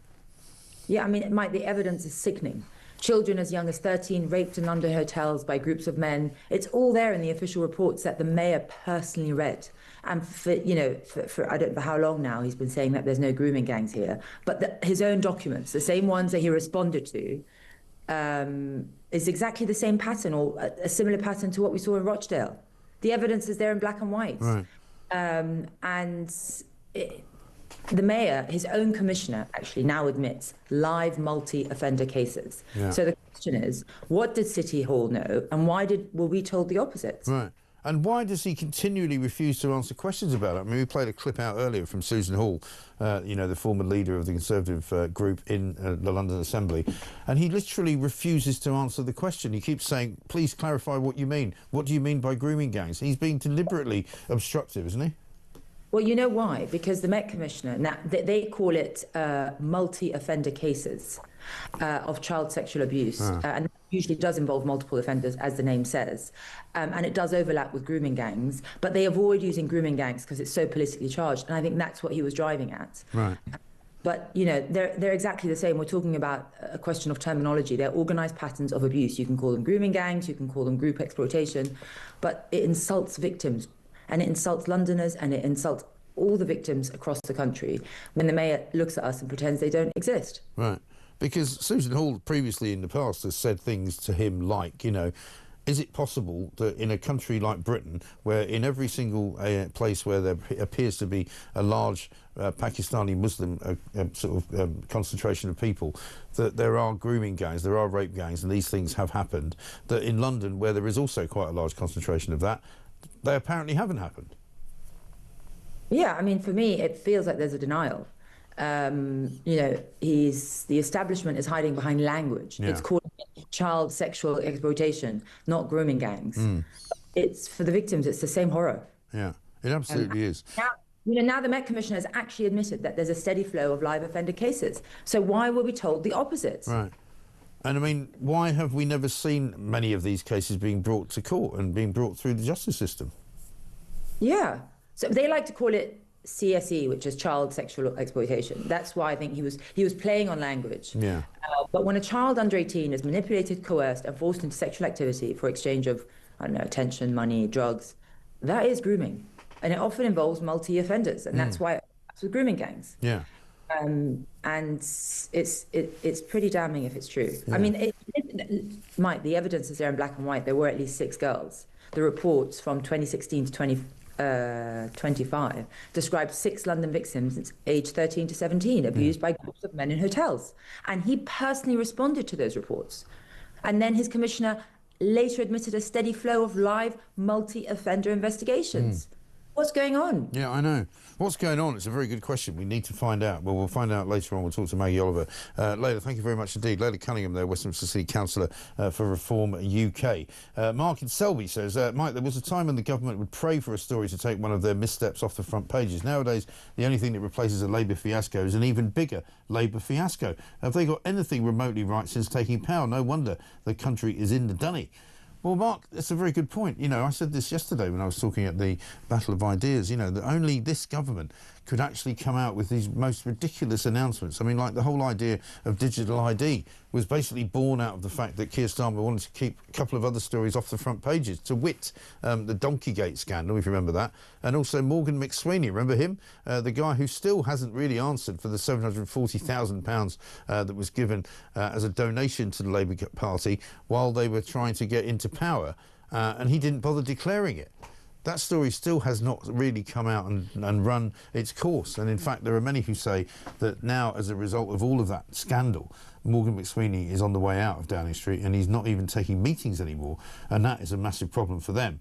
Roger in Hounslow says, Mike, my 18-year-old niece who's at Bristol University tells me that every time she goes on a night out, she's harassed by what she calls foreign men who insist on taking her home. This usually happens by the taxi rank. It's disgusting and scary for young girls. Well, I hear that story all the time from up and down the country, from people who say their kids are frightened to go out. Their daughters particularly don't like to go out at night. They certainly don't like to go out wearing anything that might be considered to be provocative, because, you know, these horrible scumbags leer at them, follow them, and in some cases even assault them. It's absolutely ridiculous. Jackie in Whitstable says, the football problem must be jumped on now. Otherwise, I'm convinced the next target group by the Islamists will be women. We will be prevented from attending matches and also playing. I'm ashamed of this government. Keep up the good work. Our sense of humour will get us through, says Jackie. Yeah, a lot of people said that to me. And Graham in Wrexham says, Mike, every single day I'm more amazed at how much patience the British people have with the state of our country, the illegal migrants, the economy, the crime, the police, the judiciary, and the lying, scandalous government. People still think it's government money that's paying for this sham. When are people going to wake up and realise the government doesn't have any money? It's our money that pays for all this. Wake up, says Graham. Well, never a truer word spoken. Because you do need to wake up. People need to be aware that every time the government goes on TV and talks about, you know, we're investing in this and we're investing in that and we're going to give money to, you know, some green energy companies through GB Energy, you know, old Jurgen's company up in Aberdeen. Every time they do anything like that, it's our money they're wasting. It's our money they're giving away. It's our money. And when Ed Miliband yesterday said, oh, yeah, don't worry, we're giving more people, you know, allowances to pay for their heating bills through the winter.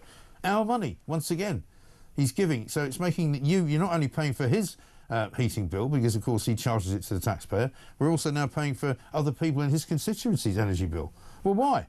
Why should I be paying for that? I don't want to. They didn't ask me. And I'd like to refund my money, please. Thank you very much indeed. 17 minutes past 8.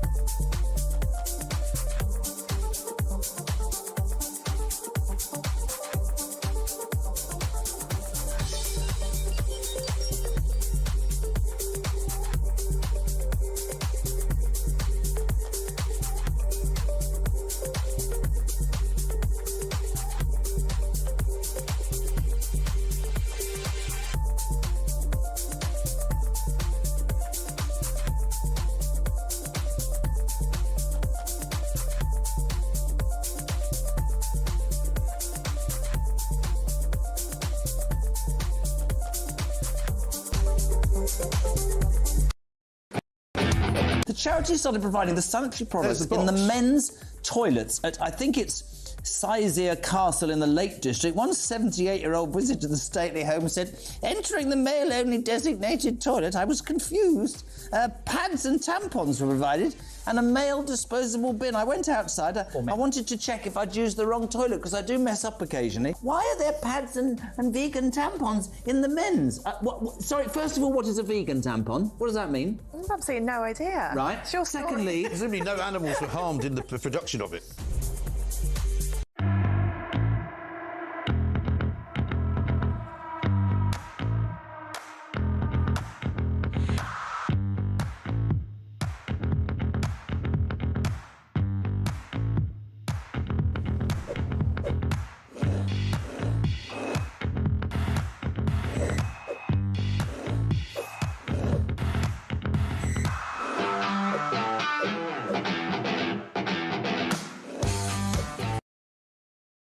Across the UK, on DAB+, on your smart speaker, on your smart TV, and on your side.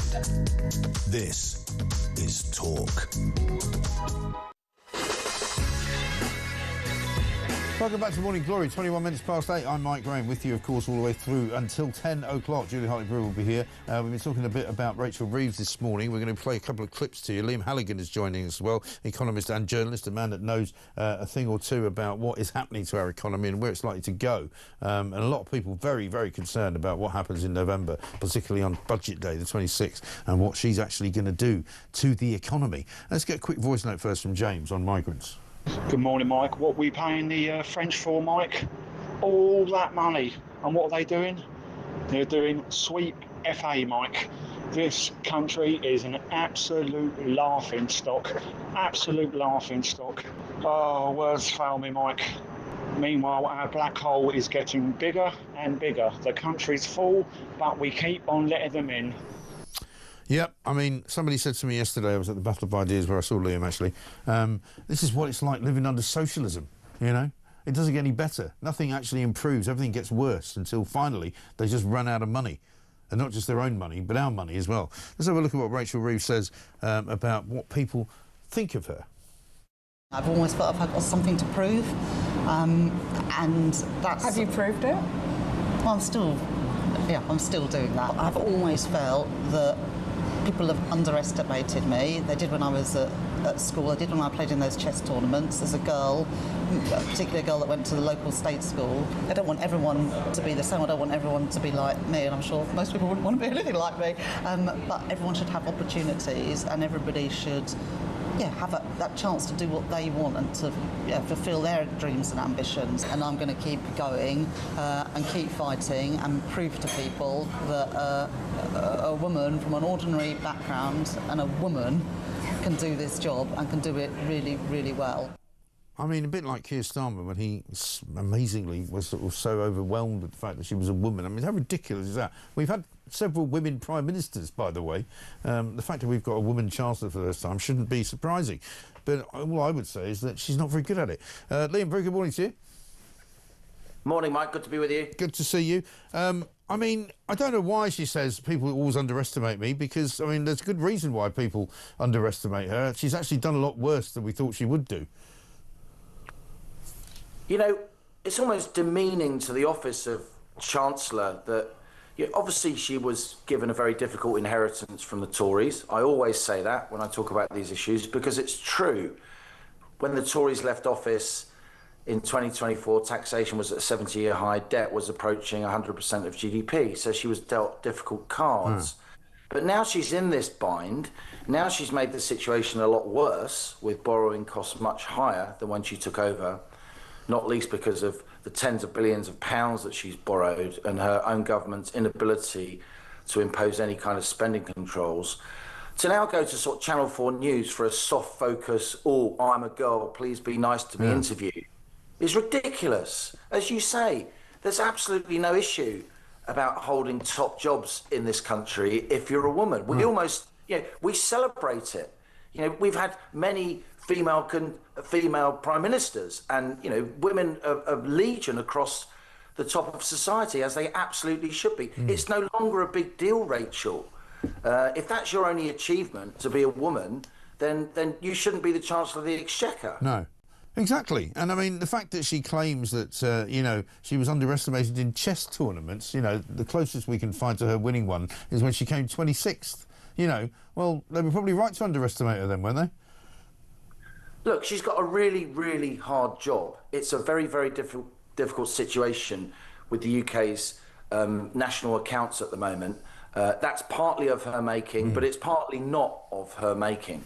So, in general terms, I wish her well. I want her to do well. I want our public finances to be properly managed, Mike, because when they're not, then the economy risks collapse, as it currently does. She's close, I'm afraid, to driving the economy off a cliff, her and her party, because they keep upping taxes, and they keep upping taxes in a way which does maximum damage to growth while generating almost no revenue to plug the hole in the public finances. So, you know, let's not harp on this point, but I do think it's pretty desperate PR tactics to say, everyone's being mean to me because I'm a woman and I went to state school. I mean, what are international capital markets going to think of that? Right. They want to know how you're going to manage the finances of the sixth biggest economy in the world. You've got a massive civil service there to help you. Get on with it. You don't need these soft, focused, all stop bullying me interviews. It's just, as I say, it's demeaning to the office of Chancellor of the Exchequer. But that's also the problem with this government. They seem to be obsessed with their image, you know. They're constantly pushing people out. When this morning we got Bridget Phillipson doing the rounds, a less kind of, you know, sympathetic character you couldn't find anywhere, trying to make out that she's, you know, nice and soft and not as horrible as people make out. And it's like, well, why bother? You know, because people have already made up their minds about this government. They're not very happy with them. They're the most unpopular government ever. Keir Starmer's the most unpopular Prime Minister ever. You know, they're doing things which are really, really damaging to the economy, and nobody's in favour of any of the stuff they're doing. So why are they on this kind of monumental PR drive? It isn't serious government, is it? This is government by people who have only ever worked in politics and who've only ever worked in the public sector and have never actually had to worry about things like productivity, you know, making payroll, and all the rest of it. This isn't the politics of the real world, and it isn't authentic at all. It's when the spin completely eclipses the substance. Yes. Look, let's get back to the bare bones of the situation here. You know, the UK is in fiscal danger, fiscal crisis. I've been saying this for well over a year. You've now got the posh papers like the FT and the Economist and so on admitting it. The BBC, of course, still haven't admitted it. No. Quite astonishing, the lack of urgency about their coverage of fiscal policy. I mean, really remiss, I would say, and I say that with deep regret because, again, I want the BBC to thrive and be the important institution that it should be, but it's completely missing the story when it comes to fiscal policy at the moment. She does face a lot of challenges, and she should get on with facing those challenges. Again, rather than, you know, when she goes on these kind of desperate PR blitzes, all she does, like when she calls Britain a beacon of economic stability at the World Bank IMF meetings last week, it's obviously not true. So you just undermine what remains of your own credibility. You undermine the ability of the state, the British state, to borrow money at reasonable prices, and you just make the public finances work. So please, please, please, Chancellor, have some respect for the office, have some respect for yourself, and get on with the job. You don't need to do this soft focus, mood music stuff. This isn't the time for soft politics. This is the time for grown-up, very, very adult decision-making, because the world is watching and they're wondering if you're actually capable of managing the sixth biggest economy in the world. Yes, and I mean, I think we both know the answer to that, and she can't do it, basically. She was in, as you say, Washington, D.C. last week with the IMF, telling us that the economy was growing. because she got 0.1% in August. And you're kind of going, it's not really growing, is it? It's really not growing. And in fact, to say it's growing will give people the wrong impression, because people started saying to me, well, that's all right then. If the economy's growing, then she won't need to raise taxes. So, you know, she can't have it both ways, can she? Across the Western world, growth is very, very sluggish. Only the US is putting in anything approaching a normal growth performance at the moment. According to the IMF, on their estimates, we'll actually be the third fastest growing G7 economy this year. But having said that, when you look into the forecasts and you look at GDP, that is the size of the economy per head, we're actually at the bottom of the league table. And it's GDP. I think the point you make is fair, Mike, if you look at it in terms of GDP per head, because in terms of GDP per head, growth per person, you know, the share of the cake that exists, we're actually at the bottom of the G7. Yeah. Right. And the problem is, Mike, we're also an outlier, and that was really what the IMF was saying, that the government cherry-picked the aspect of the funds report that was, you know, partially positive for the UK. The actual really powerful part of the IMF's report into the UK economy is that, again, as some of us have been saying for many, many months, we're actually an outlier when it comes to inflation. Our inflation is much higher than the other G7 economies now across the piece. That's pushing up borrowing costs. That's making the fiscal situation even worse. And I'm afraid, as she goes for more and more tax rises, particularly on business, like that NIC rise, that national insurance contribution rise, since she announced it last October, hiring's fallen pretty much every month. That fall in hiring accelerated after the NIC rise actually came in April.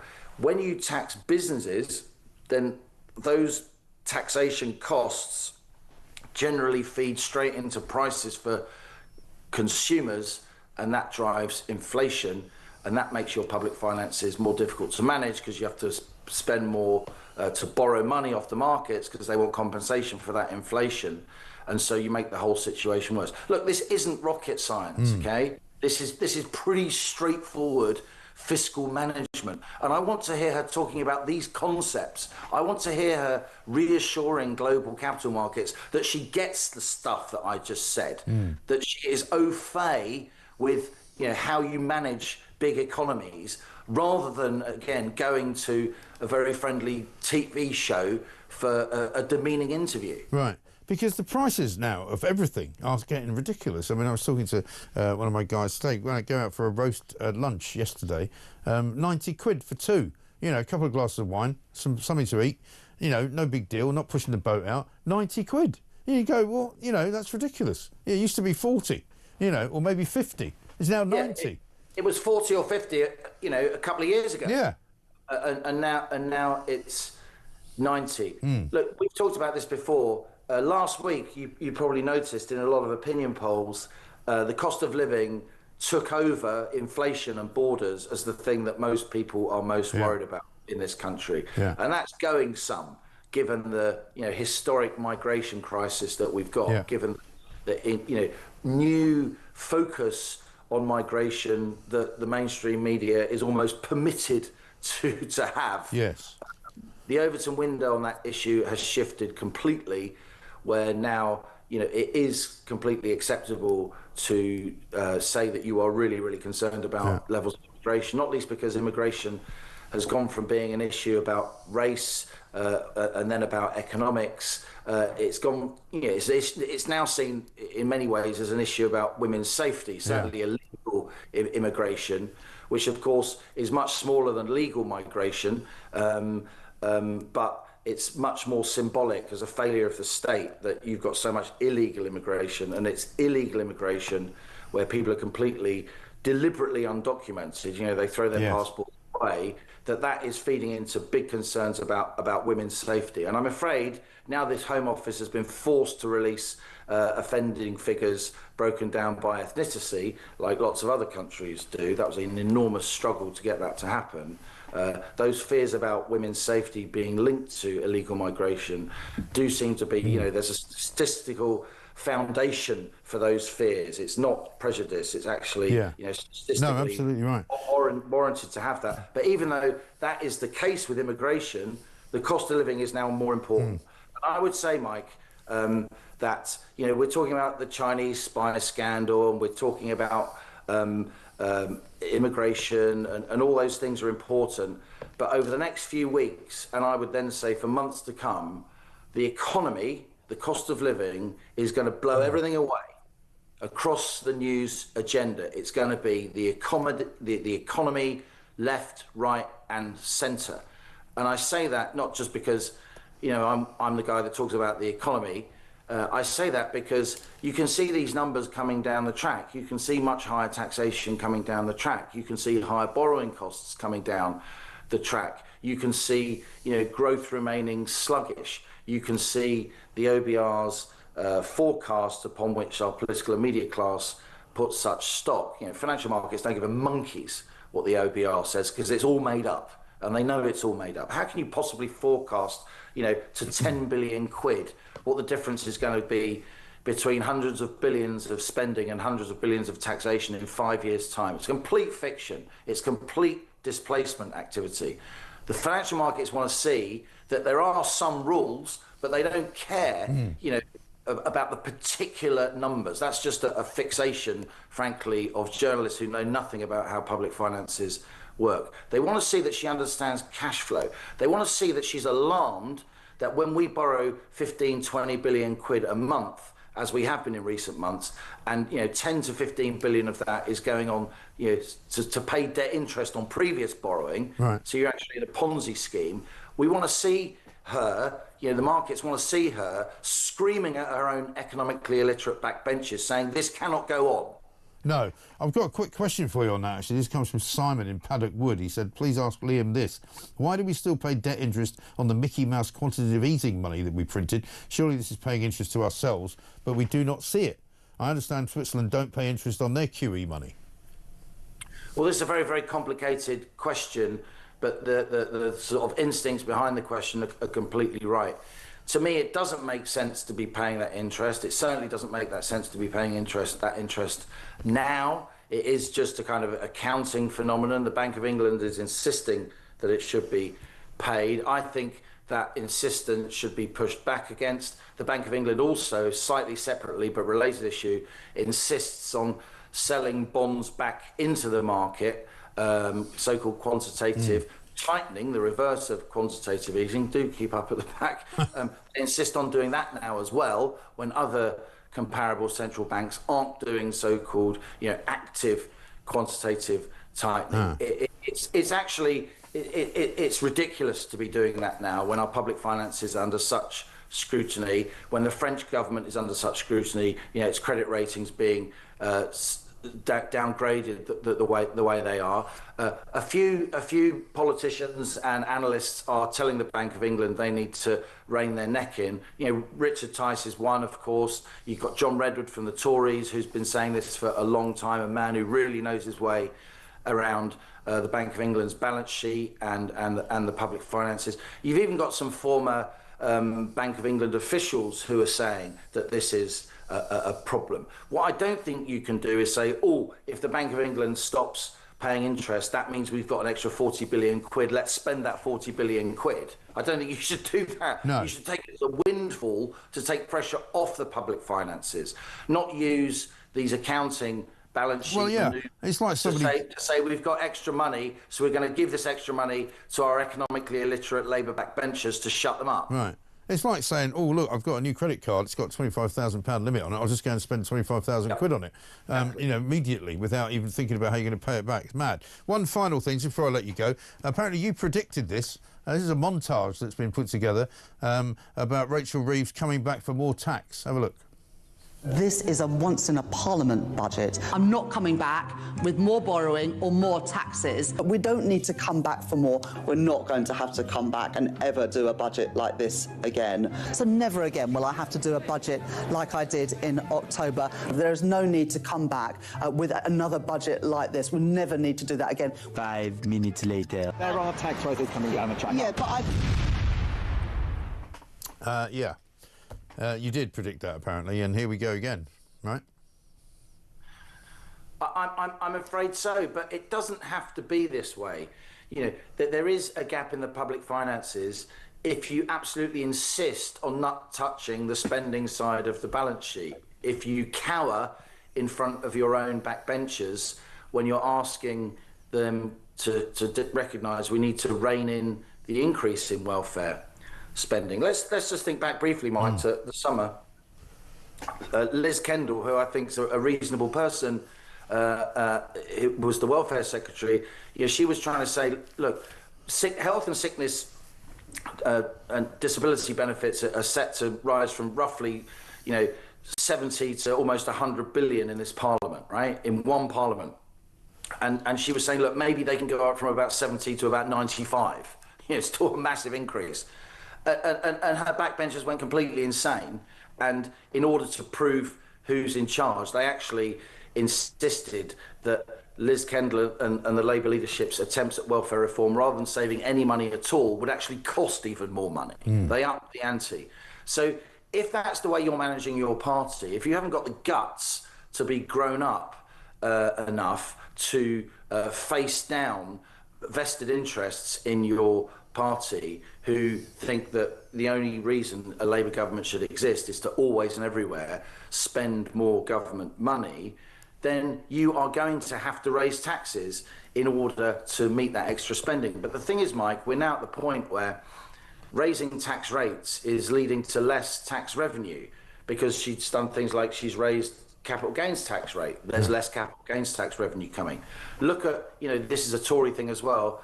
Look at, duty on cigarettes. Everyone knows in every pub and club of the country, most people now are smoking black market fags, right? Of course they are, because it's 20 quid for a box of fags. So most people are smoking cigarettes on which the government isn't getting any duty. They're coming in suitcases from different parts of the world and being sold in pubs. So there's less tobacco duty around. This is the Laffer curve.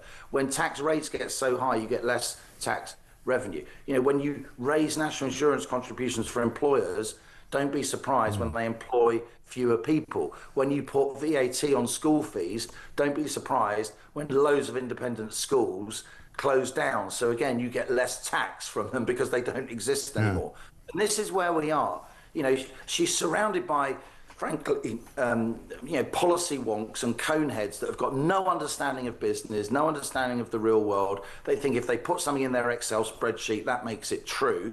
Just like she thinks if she gives a nice soft focus interview, that solves all her problems. You have to understand, and Whitehall in general isn't good at understanding this, that taxation and the modelling of taxation and the forecasting of tax revenues, it's a dynamic thing. Tax rates change behaviour, which then change outcomes. You can't just change the tax rate and it spits out the revenue number. It doesn't work like that. It's much, much more subtle and multifaceted than that. And I'm afraid, Mike, in the Chancellor's thinking, she's obviously not stupid by any means. She's obviously got a decent intelligence about her, and yet she doesn't seem to demonstrate that. No, I mean, that's the trouble. She doesn't come across as somebody who's terribly bright. That's the problem. Liam, I've got to run. Thank you very much indeed. Great to talk to you. So much to get on with today, because we are right up against the time for our clock. We're going to talk to Lance Foreman coming up about an extraordinary story of a man arrested in London because he was wearing a Star of David on a necklace around his neck. Apparently it's antagonising people who like to pro-Palestine protest. Ridiculous situation. 8:43.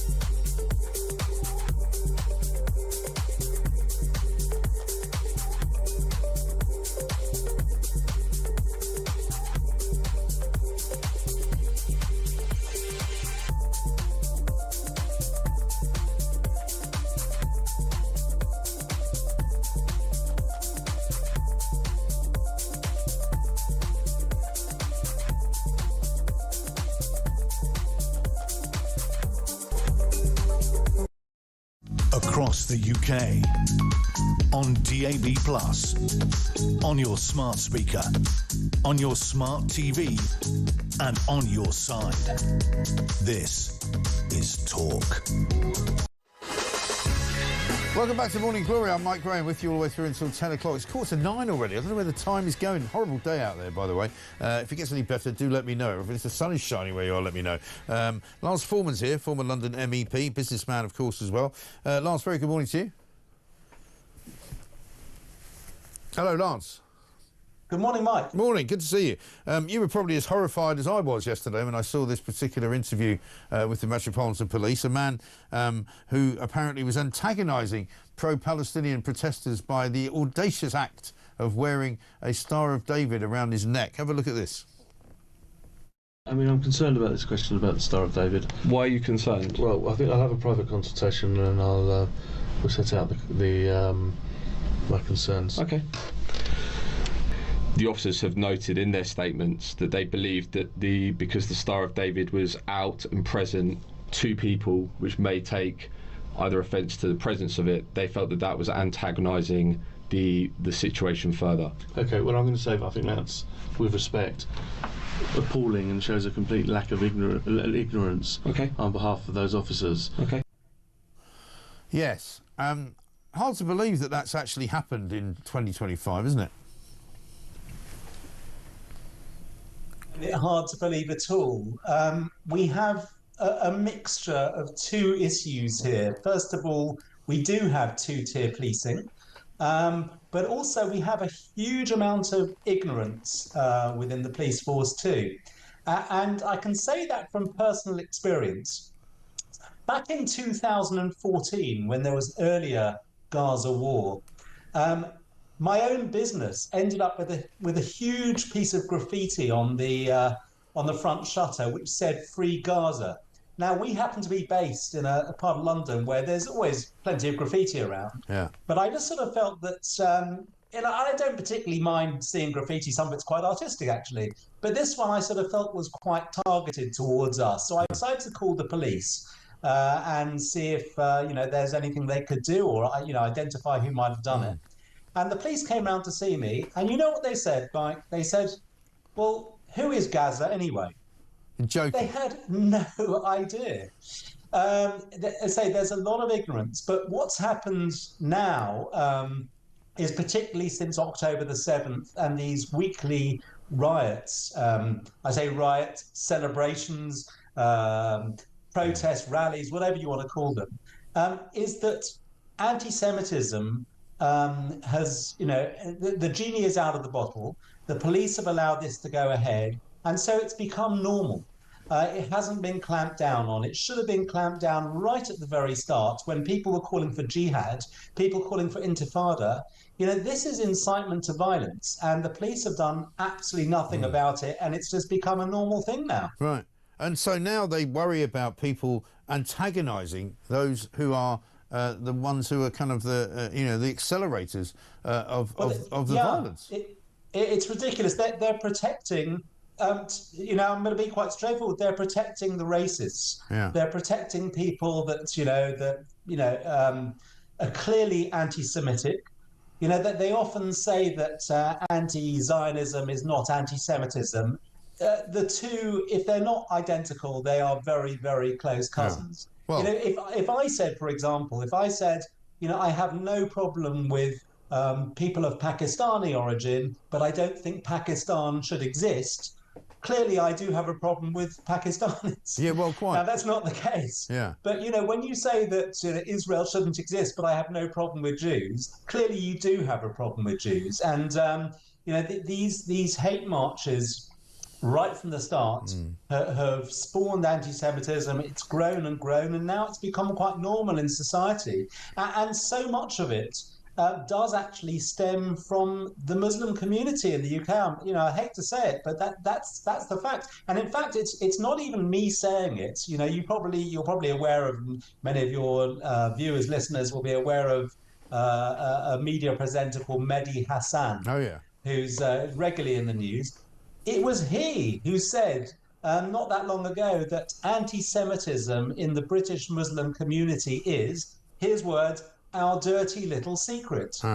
It's not a secret anymore, but the government seem to be afraid to clamp down on it.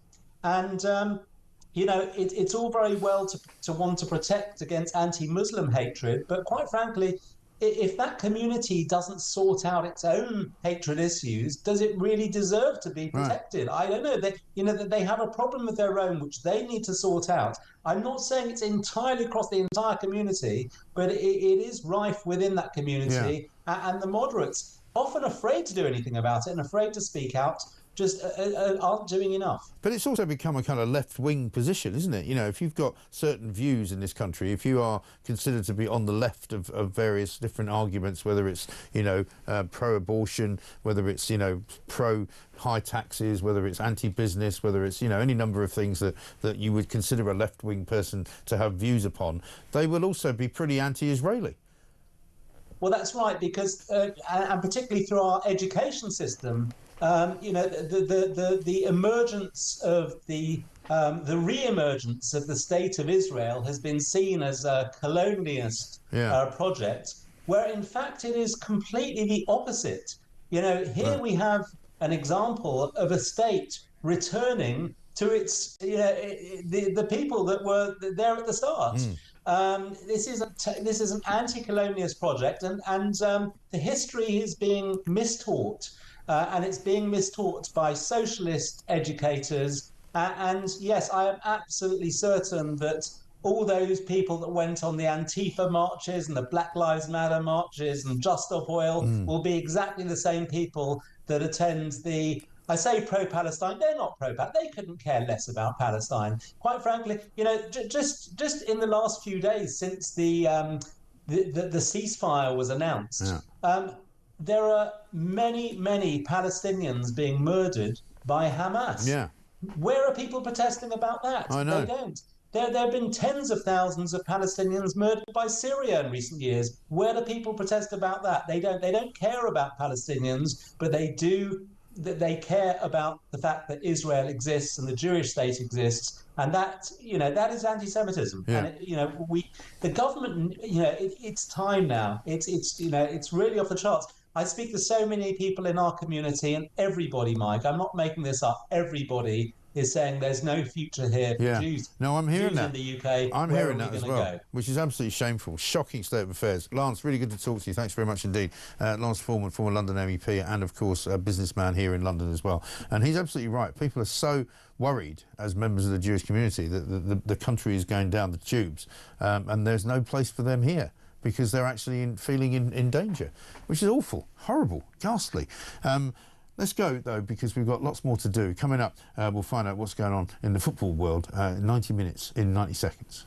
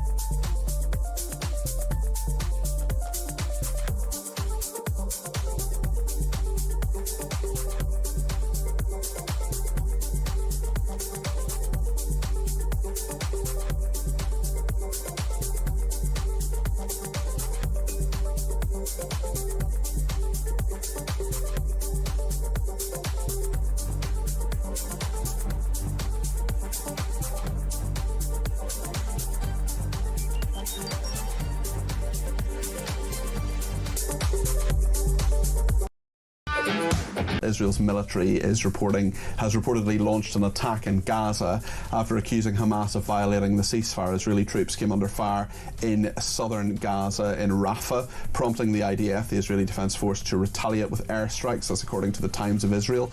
An Israeli military official said Hamas terrorists had carried out multiple attacks against Israeli forces beyond the yellow line that marks areas under Israel's military control in a bold violation of the ceasefire. According to the Israelis, the attack included an RPG shot at a military force and a sniper fire. Across the UK, on DAB+, on your smart speaker, on your smart TV, and on your side. This is Talk. Welcome back to Morning Glory. I'm Mike Graham with you all the way through, of course, until 10 o'clock when Julie Hartley-Greer will be here. We've got lots to do in the final hour of the show. Maggie Oliver's going to be here. William Clouston's here from the SDP. We're going to talk about Rachel Reeves and the gambling scenario. Nick Timothy MP as well coming in to talk about free speech. First, though, let's get 90 minutes in 90 seconds. 90 minutes in 90 seconds. From The Sun. And it's time to talk to Samuel Luckhurst, Manchester United's correspondent for The Sun. And a good day for Manchester United yesterday. For a change, you might say. Samuel, very good morning to you. Good morning, Mike. Thank you for having me on again. Yeah, not at all. So they beat Liverpool. Amazing. Yes, first time in nearly 10 years for United to win at Anfield. A long, long drought for them. Fourth defeat in the row for Liverpool. But for United, I think more importantly than actually winning at Liverpool, they've actually won back-to-back league games in the season for the first time since May 2024. So really for them, this has got to be a turning point now. In isolation, you could look at it and think, was it a good time to play Liverpool? But it's no mean feat going to Anfield and winning. And from United's perspective, they've got to ensure that they don't come up a cropper when they play Brighton at home on Saturday. And Brighton have won on their past 3 visits to Old Trafford. So that'll be a pretty fascinating game this weekend. Yeah, absolutely right. Nottingham Forest back in the news as well. They lost their manager over the weekend and now they're going to buy Marco Silva. Well, I don't think it would be regarded as much of a loss by Forest. The fans themselves were chanting "Sats in the morning" to Ange Postecoglou a couple of weeks ago. It was quite remarkable that he stayed in charge for the first game back after the internationals. It looks like they are going to eventually end up with Sean Dyche, who was the name doing the rounds during the international break. I think some colleagues suggested that Forest wanted that story out there to almost gauge the temperature from their own fan base, whether they'd be receptive to Dyche coming back in. And frankly, they're going to go and do a 180 because they had Nuno Espirito Santo, very defensive-minded coach. They go to Postecoglou, who's all carpe diem and a bit of a tactical anarchist, and then it's going to go back to Dyche by the looks of things, who is a guy who wants players to pull their sleeves up, put your shin pads on and really muck in. Yeah, good stuff. Great to see you, Samuel. Thank you very much indeed. Samuel Luckhurst, Man United correspondent at The Sun. A big day, Manchester United 2, Liverpool 1 at Anfield. Extraordinary. That was 90 minutes in 90 seconds. 90 minutes in 90 seconds. From The Sun. Coming up, Brian in Aberdeenshire says, morning, Mike. Just to let you know, they've already started moving migrants from hotels in Aberdeen to temporary accommodation, then permanent accommodation. Do they pay council tax while ours all go up? They don't pay council tax, no. They get that paid for them, as they do if you're unemployed and you're on job seekers or whatever it is. You get it paid for you as well. Coming up in the next hour, loads more, including Maggie Oliver.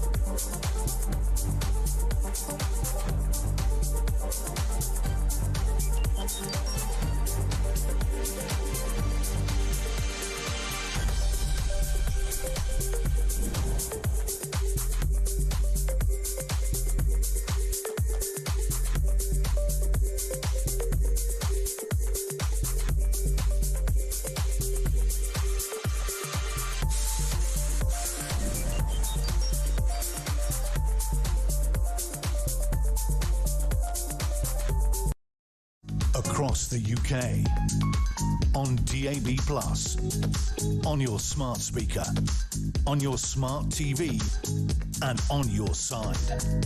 This is Talk.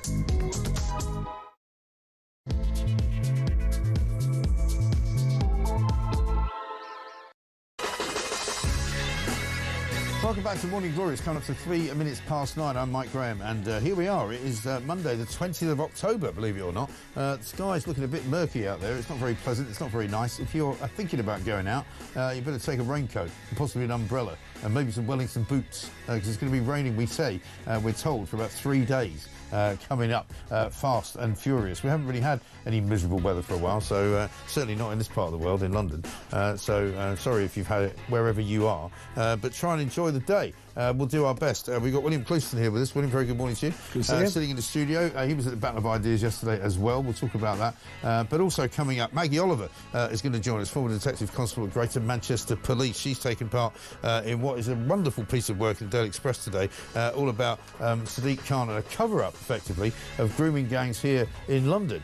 You might remember Susan Hall, the former Conservative leader in the London Assembly, has asked on several occasions Sadiq Khan to actually come up with a reason why there aren't any grooming gang stories in London. And he's always obfuscated, he's never answered the question, he's always avoided it. He doesn't like to ask his so-called Muslim majority voting bloc whether or not there's anything terrible going on. But we're going to get to the bottom of it with Maggie very shortly. On illegal migrants, we've got this from Glenn. Morning, Mike. Glenn in Colchester. Got a solution for the illegal migrants and where we house them. There's basically estimated to be over 500 oil rigs that need decommissioning, which is going to cost around about £40 billion shared between the public and the private sector. The largest can house around 200 people. What we do is they arrive on our shores, they get sent straight to the oil rig while their appeal is heard. Tell you what, they will hate it on there. That will be the biggest deterrent on the planet. They will soon want to be returned from whence they came. And I can tell you what, no human rights lawyer will ever want to go out and visit them. That's not a bad shout, actually. Get them doing some work out on those oil rigs and get them, living in some pretty dire conditions, and they might not be quite so happy to be here. The number, of course, that we know about on the migrant tracker now is nearly 60,000 people have come here since Keir Starmer became the Prime Minister, up to 59,971. And since, of course, the beginning of this year alone, it's up to 36,729. Some people think it's 36,734, but it's around about 37,000, roughly. And so far, they reckon they've sent 42 people back to France. But, of course, they've been repeatedly substituted, if you like, because another 42 have come back the other way.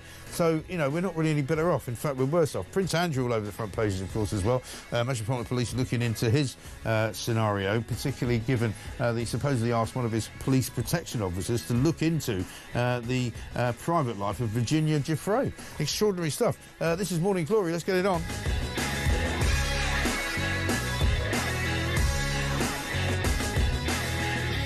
Coming up, Nick Timothy MP is going to be here as well, Conservative MP for West Suffolk. He's going to talk about free speech.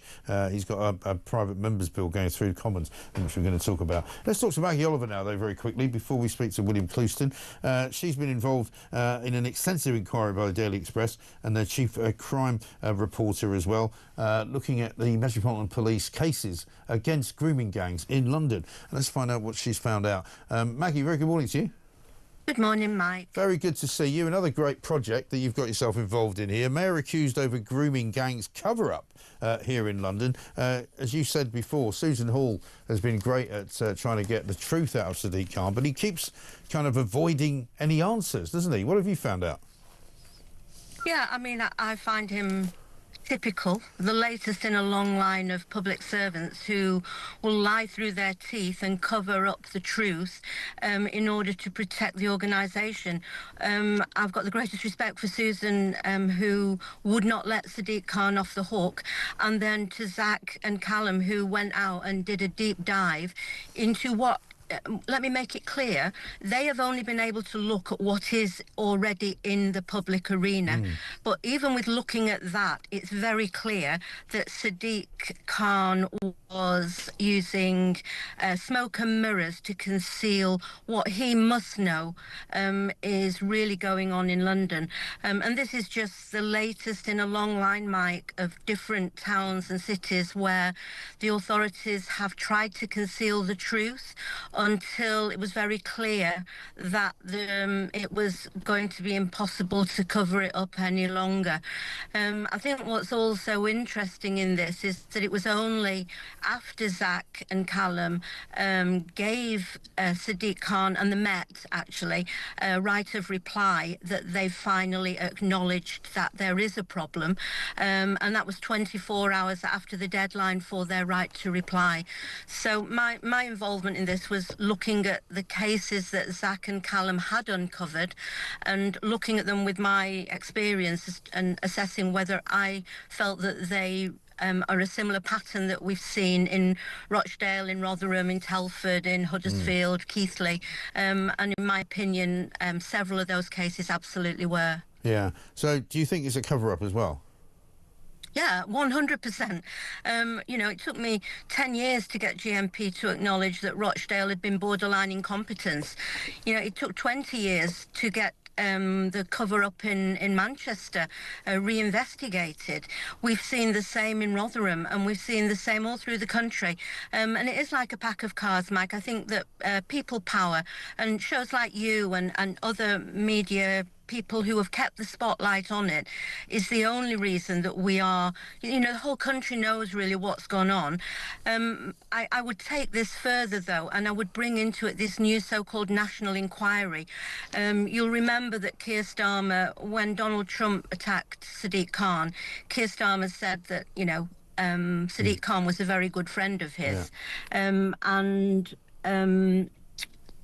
You know, you look at the new national inquiry and I see what's going on behind the scenes, that there is no attempt to uncover the truth there. They're trying to water down this new inquiry.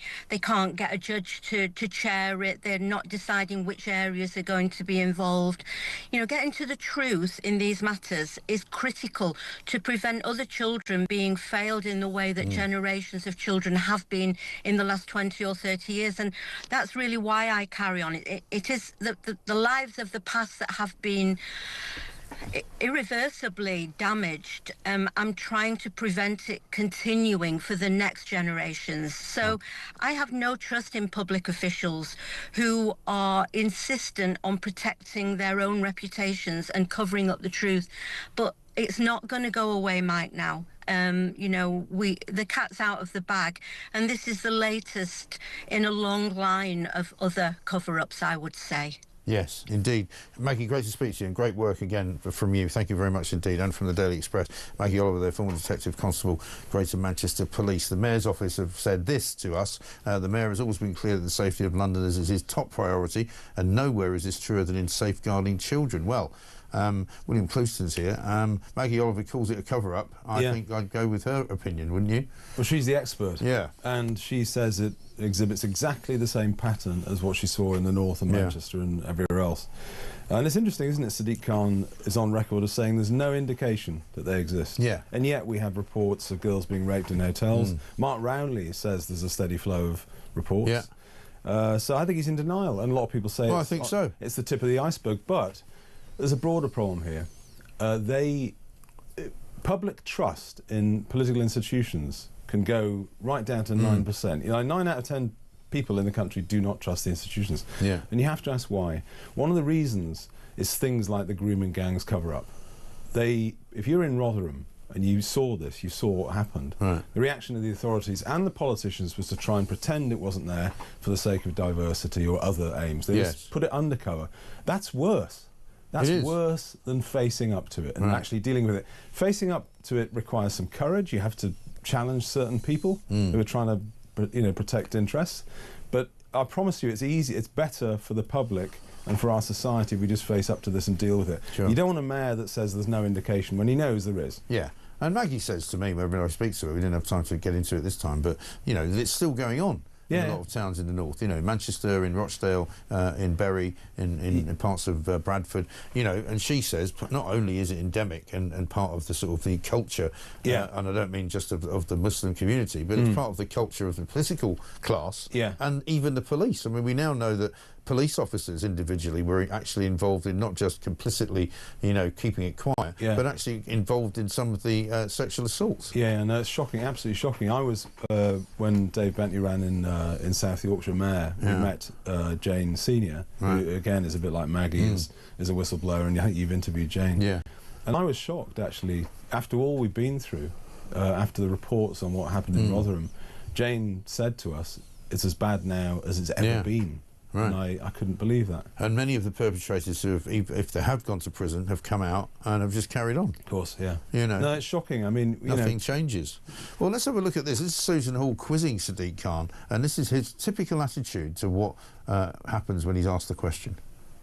I asked you this question last week, and you found every which way but not to answer it. Just how many grooming gangs have we got in London? To avoid any misunderstanding, can she define what she means by that? Yes, if you look at what's gone on in Rotherham, where there are people taking young girls, grooming them for sex, that is what I'm talking about. We know in London there are issues about exploitation of young people, but they're not as defined by the member in her definition of what those types of gangs are.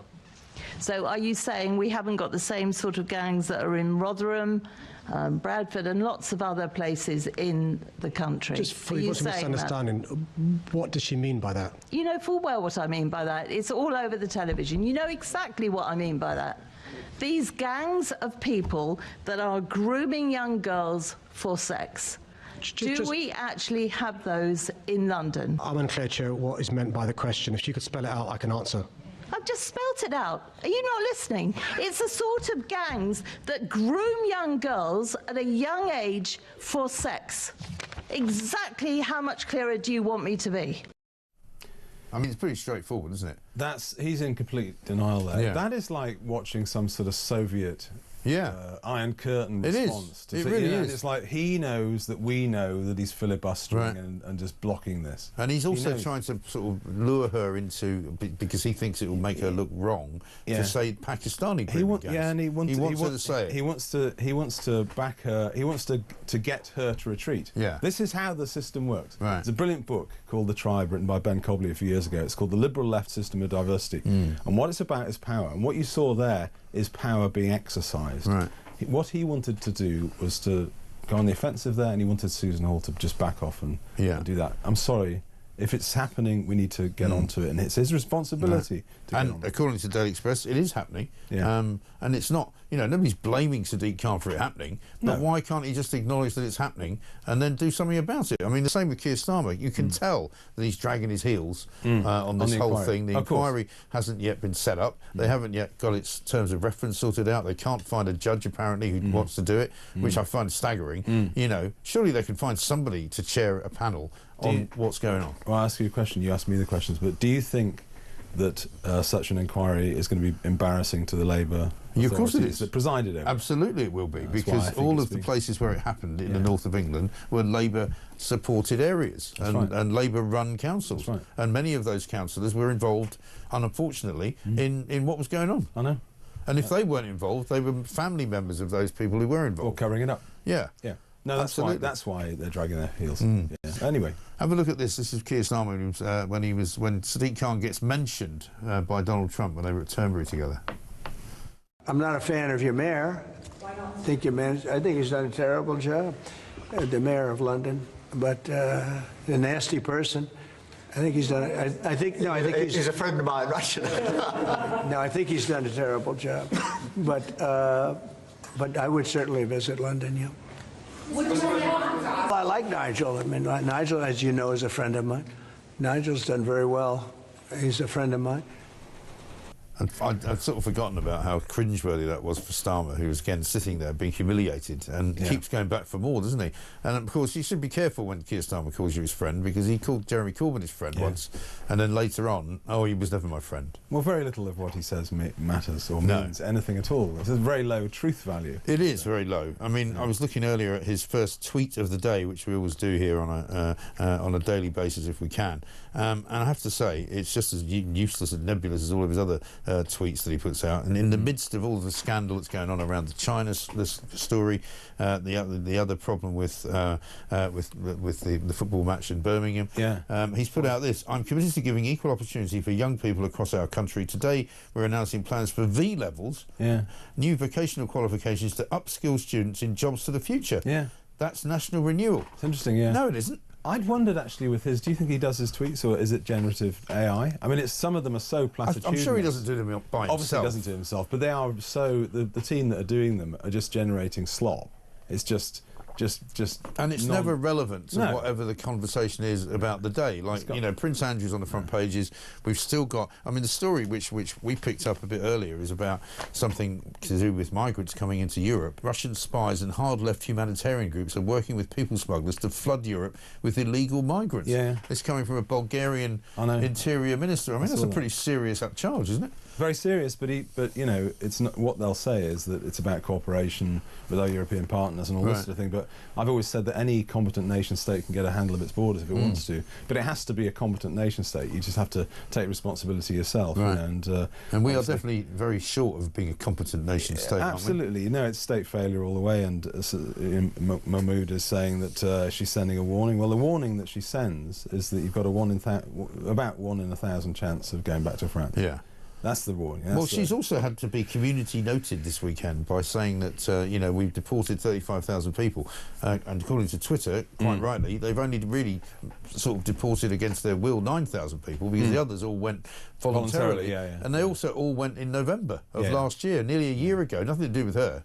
No, there's no sign of this being done. I mean, she says she'll do whatever it takes. That's the rhetoric. But there's nothing going on here. I mean, this will just drag the Labour Party down. I think it will. I've said before it's got worse under them as well. More vulnerable than the Tories even. I don't think there's any doubt. What do you make of their plan to possibly postpone once again these local elections? Because, you know, this is another, you know, I would say, you know, anti-democratic manoeuvre, because everybody knows why they're doing it. They did it last time not because they weren't ready or because it was too complicated. It was because they didn't want to lose them. It's shocking. And now they're talking about postponing them for another year. I think it's an absolute disgrace. I mean, to be fair, Mike, with the how can they do that? In the pandemic, there were delays to the normal democratic process. Most people understood that. When there's a lockdown, it's very difficult to organise it. There's no excuse, absolutely no excuse, and they will be absolutely hammered. We're the target seats we have. We think seats that had sort of, you know, big city council seats that had 60% of people voting Labour, we're looking at our returns coming in at about 25%, less than half. It's a collapse. And then they've got, you know, the Greens snapping at them. So Labour is in a particularly vulnerable position in these elections. They'll do terribly. Well, they are, because not only are they hated as a general party because of what they're doing in government, but they've got, as you say, they've got the Greens sort of snapping at their left heel, and then they've got your party snapping at their left heel as well, which will lose them votes, won't they? Because the left side of the party don't really like Starmer very much. No, they don't. And you know, then you've got the question, the speculation as to who is going to replace him. I think you're probably right that there's no way the May elections aren't going to be disastrous for him. He'll be under pressure, and he may. I think by June, July, you could have a Labour Party that would move against him. But it's very difficult. The talent pool is not big. And you look at who else could come up. And it's actually scary. It really is. You know, I mean, Bridget Phillipson, goodness gracious me, as the deputy leader. I mean, luckily, I think she's going to get beaten by Lucy Powell. But you know, she ain't any better either. No. It's very serious for the country. You know, I think there are. I mean, there's even talk of Miliband. I know. I mean, well, he's very popular apparently in the Labour Party. He's very staggering. Popular. Yeah, I know. But then I was chatting to a Labour insider I know, and he said, well, because I was talking about Burnham, I said, you know, and he said, no chance at all. Not particularly well liked in the PLP, not particularly well liked in the wider party. And then you've got Miliband, who I said, you know, has trouble with reality. I didn't say that. But he said, yeah, but the party is like that. So it actually matches. So, you know, he's actually very, very popular. If you look at the websites that track it, he is very popular. It's extraordinary, isn't it? Yeah. He and Angela Rayner were the two kind of highest-ranking members of the parliamentary party who would be most likely to be Prime Minister. Yeah, yeah. And it's one of those two.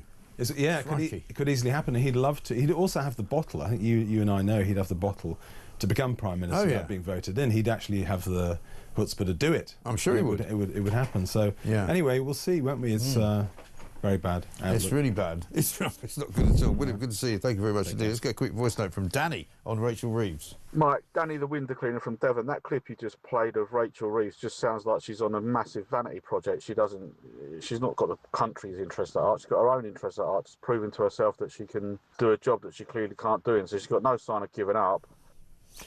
No, I'm sure she won't give it up until it completely collapses in around her, similar to Keir Starmer, which it will do in November, at which point she may have to walk away because she'll have ruined the economy and wrecked it, possibly forever. It's nightmarish, isn't it? Coming up to 23 minutes past 9, this is Talk.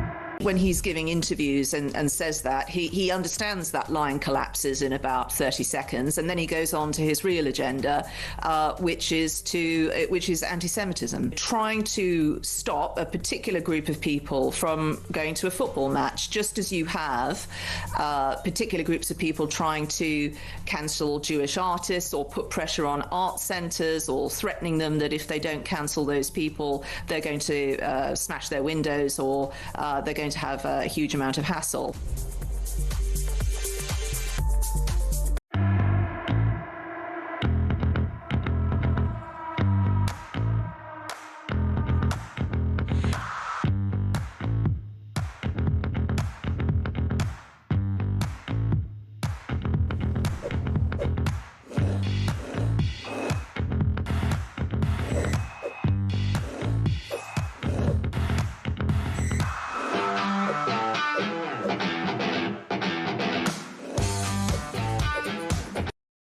Across the UK, on DAB+, on your smart speaker, on your smart TV, and on your side. This is Talk.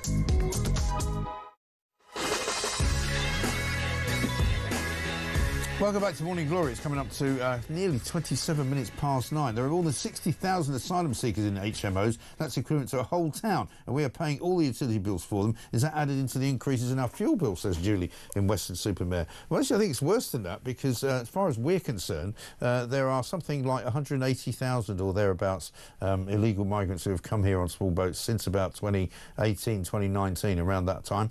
We're told, I think, that something like 32,000 are in hotels, which would lead you to believe that means there's at least 130, possibly 140,000 more people in HMOs, in private housing. Even if you took, say, 30,000 of those people that they say they've deported out of that picture, that still leaves you with about 100,000 people, possibly more, in private housing in this country, put up at our expense by the government.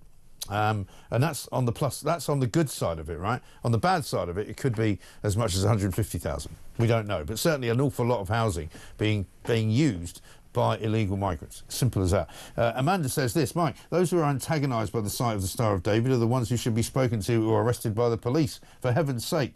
It's not difficult, is it? You would not think it was rocket science. Let's speak to Greg Knight, though. He's the CEO of Jennings Bet, because a lot of people are worried about the likelihood that Rachel Reeves is going to, in her quest to try and get even more money into the exchequer, she's basically going to raise gambling tax and make it much more expensive for people to make bets, make it much more expensive for people who run betting companies to make a living.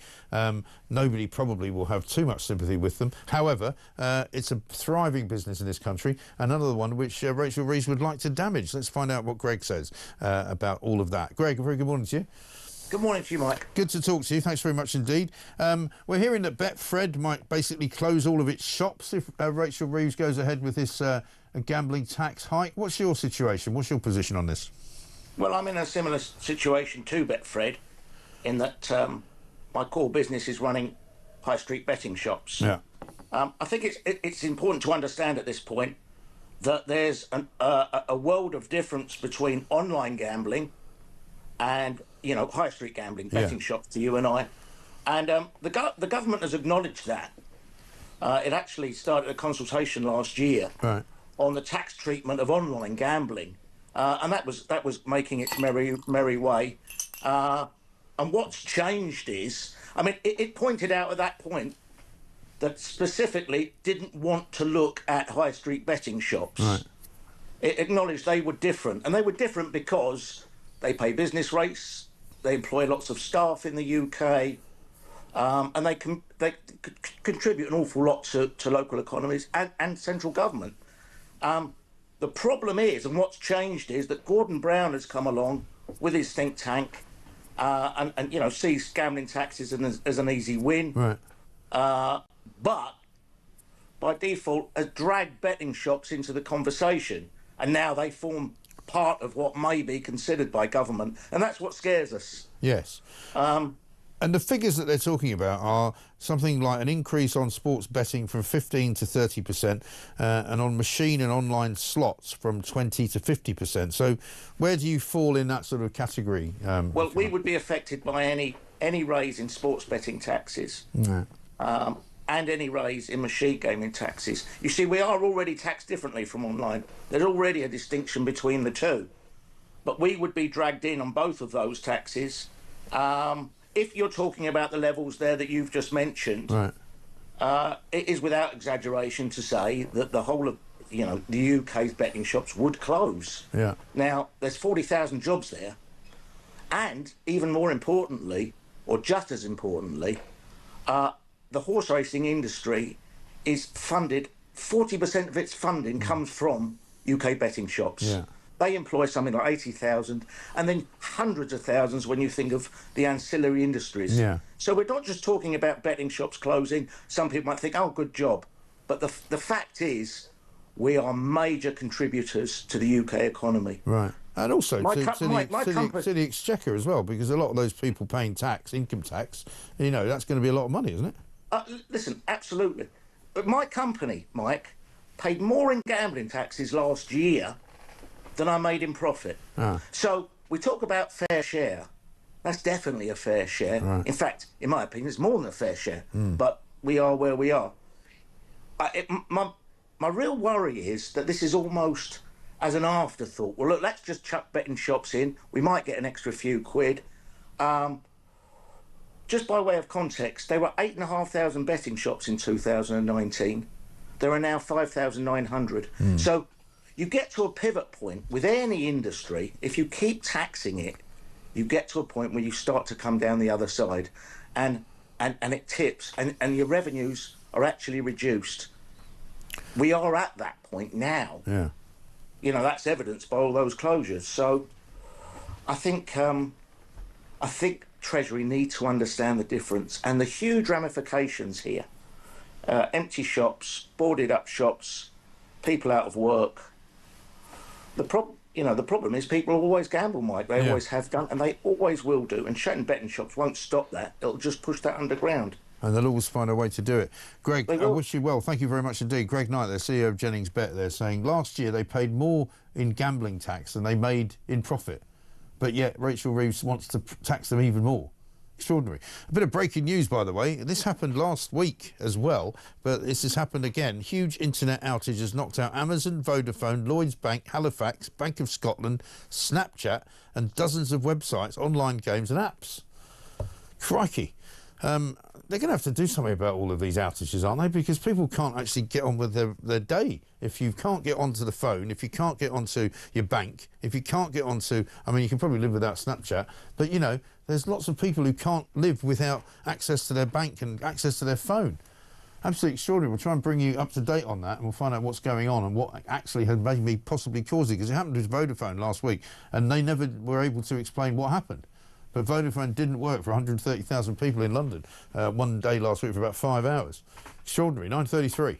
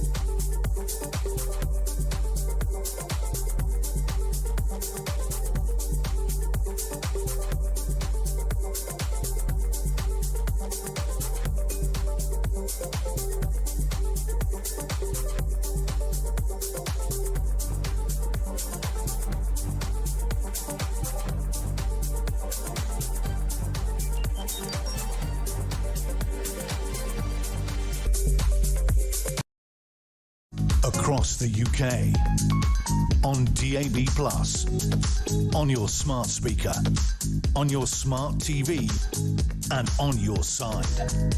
This is Talk.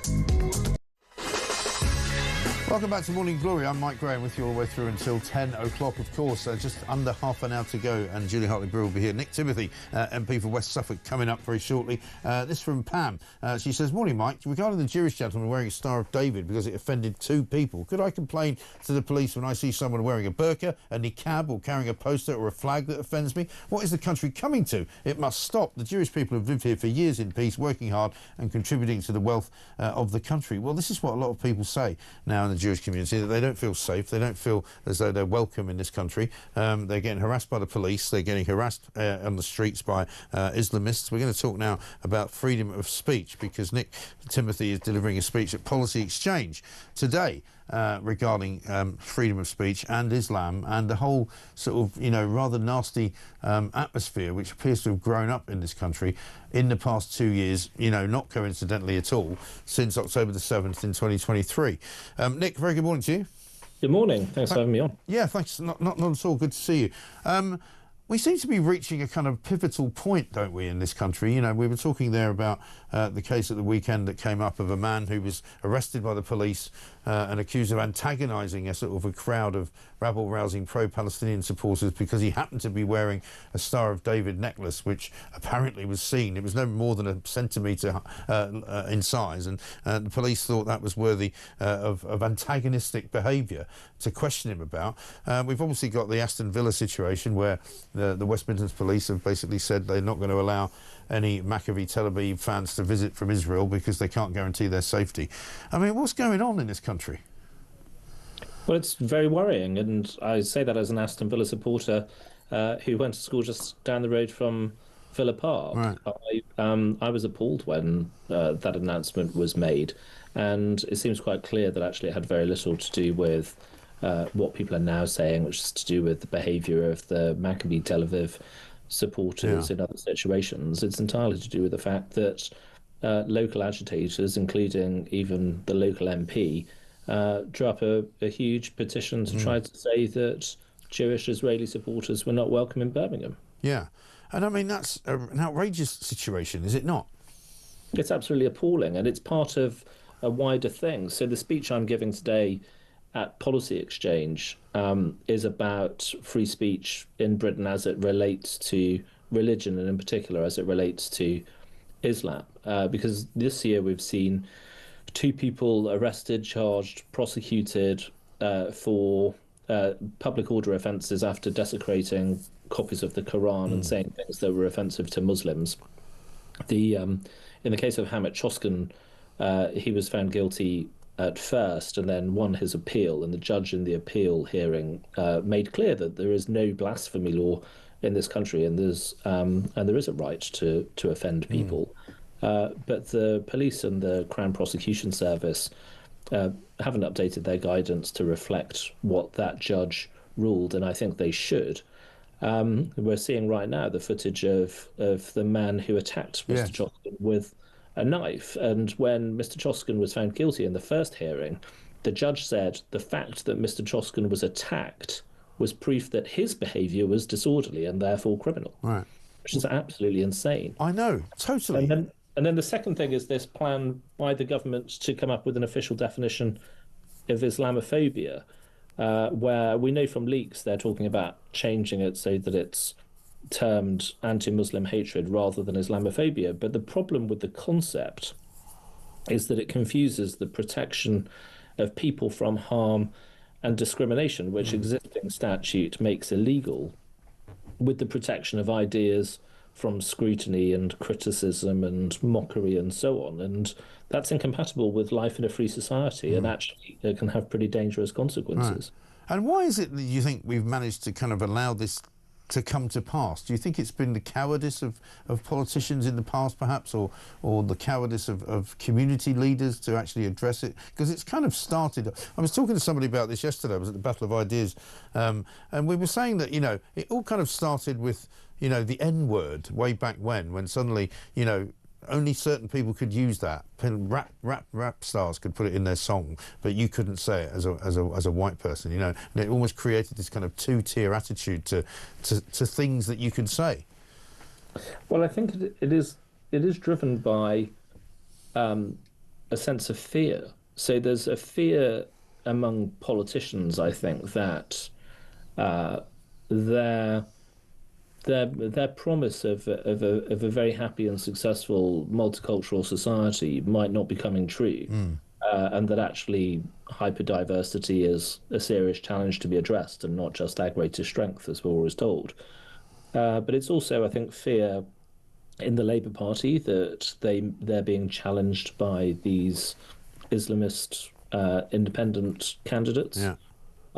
It's also, I think, a fear on the part of the police and the criminal justice system of a loss of control on the streets, which is why the rolling anti-Israel marches with all the naked anti-Semitism that we see have been allowed to continue for more than 2 years.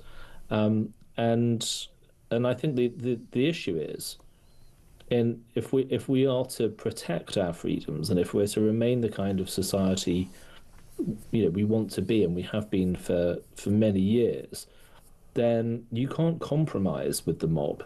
You have to stand up to the mob. And I think in manipulating the Public Order Act in this way to prosecute people for expressing legitimate opinions, sometimes quite offensively, still non-criminal behaviour in itself, to manipulate the law in that way and to create new kind of semi-legal definitions that restrict our ability to discuss ideas and beliefs is a surrender to the mob, and that's quite wrong. Well, exactly right, because I think the sort of the chilling side of all of this is that the police, with the threat of arresting people, is enough for some people to then not say what they were going to say. You know what I mean? People saying, "Oh, I better not do that on social media. I better not say this when I'm out, because it might be that the police will come and arrest me for it. And even if nothing happens, I'll still have to go through this horrible process." I mean, do you think that means that free speech is under threat in this country? Absolutely, I do. And I think you're right about the chilling effect. So to take one example with the Islamophobia definition, there is an organisation called the Centre for Media Monitoring, which grew out of the Muslim Council of Britain, and it is there supposedly to monitor the media and to identify examples of alleged Islamophobia in reporting. And they've claimed things like the news reports that Salman Abedi, who attacked the Manchester Arena, chanted Islamic slogans before detonating his device, that those reports were Islamophobic for saying that. Or that Jihadi John, reports that Jihadi John was a terrorist, were Islamophobic because he was never prosecuted in a court. Now, we know exactly what Jihadi John was. And these organisations exist to bully the media and to threaten journalists who are just trying to do their jobs and report on the actions of individuals and often extremist organisations. Yes, and many journalists, because they fear perhaps for their jobs or they fear for what their management will say to them, are also, kind of forced into not saying things that they might otherwise say. Exactly right. Do you think the politicians are in the same place in that regard? Well, I think so. I mean, I introduced a 10-minute rule bill in Parliament earlier this year where I said we should extend a particular provision of the Public Order Act, it's 29J, which makes clear our right to criticise, satirise, etc. religious beliefs. But it's drawn quite narrowly. It only applies to Part 3 of the Public Order Act of 1986, and I said it should apply to the whole of the Public Order Act and to other bits of legislation that are used to prosecute people for the expression of legitimate opinion. And afterwards, I had colleagues in Parliament saying, God, that was incredibly brave. And the implication is it's brave because if you raise these subjects, then you will be threatened. And in fact, that came true. After I gave that speech, I received a death threat that the police are investigating right now. Right. And then that is the other problem, isn't it? That we've got this horrible situation where, I know you were tweeting earlier about 16 migrants being returned to France, and 16 migrants will now come back the other way, as you quite rightly point out. But a story at the weekend, I don't know if you saw it, the guy who made a threat to kill Nigel Farage, he was sentenced to 5 years in prison last week at Southwark Crown Court. It turns out that when he came into the country, he was already wanted in Sweden on several charges. He had already served time in a prison in Sweden. He'd committed something like 17 criminal offences ranging from rape to sexual assault to battery to drug use and drug selling and all the rest of it. The idea that we can't in any way, shape or form monitor who any of these people are coming in, and part of that is the same kind of fear of being told you're racist, is unbelievable. Well, to be honest, I don't want us monitoring or vetting any of them. I just want us to deport anybody who comes into the country illegally, and it's simple as that. Yeah. This is an extreme example, but the stories are now mounting of people who have entered the country illegally and who have behaved in ways that are completely inappropriate for a society like ours. Right. And you have to say, it's not terribly surprising that this is the case. They are mostly young men. And they are mostly coming from countries that are very violent, often very misogynistic. And we don't want this in our country. We need to get to a position where we are able to immediately, as soon as somebody enters the country, to detain and deport them either to their home country or to a third country, as the last government negotiated, like Rwanda. Yes, and as far as going back to the football match that's coming up on November the 6th, I think it is, Keir Starmer put out a tweet last week saying that he thought that it was the wrong decision by the West Midlands Police, but he hasn't done anything about it. Do you hope or do you urge him this week to do something about it?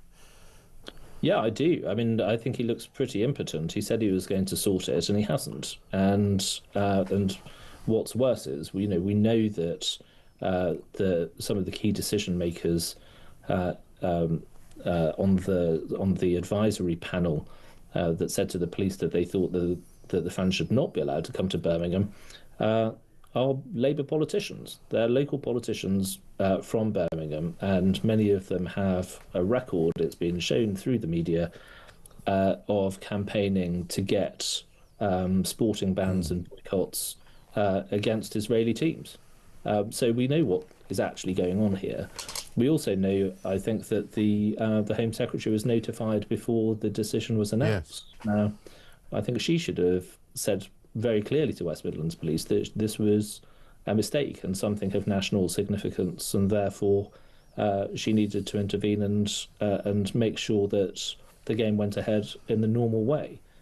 So yeah, I think having made the statements that the Prime Minister has made, the onus is now on him to sort this problem. This is a test case. Who controls our streets? Is it the police and the authorities and the public, or is it the Islamists and the thugs and the mob? Yeah, it's a very good question. You're speaking today at midday, I think it is, right? That's right. I'm giving my speech at midday at Policy Exchange, and if you go onto their website, you can watch it live on stream. OK, good to see you. Nick Timothy, thank you very much indeed. Nick Timothy MP there, Conservative for West Suffolk, delivering a speech at Policy Exchange about freedom of speech and Islam, basically, because he says the ban on Jewish Israeli fans from being banned from coming to see a football match from Israel is indeed Aston Villa conceding to the mob and the police force, of course, of West Midlands as well. Once again, the breaking news, by the way, a huge internet outage has knocked out Amazon, Vodafone, Lloyds Bank, Halifax, Bank of Scotland, Snapchat, dozens of websites, online games and apps as well. And Sarah in Morden has added HMRC is also down. That gives us so much confidence in digital ID. Can you imagine? Oh, yeah. Sorry, I can't tell you who I am because my app's down. Marvellous. Let's get a voice note from JB. Morning, Mike. I just cannot understand what is going on in the heads of the British people. Our parents, grandparents and great-grandparents fought to protect our shores, and also the Jewish people who were being persecuted in the 1930s.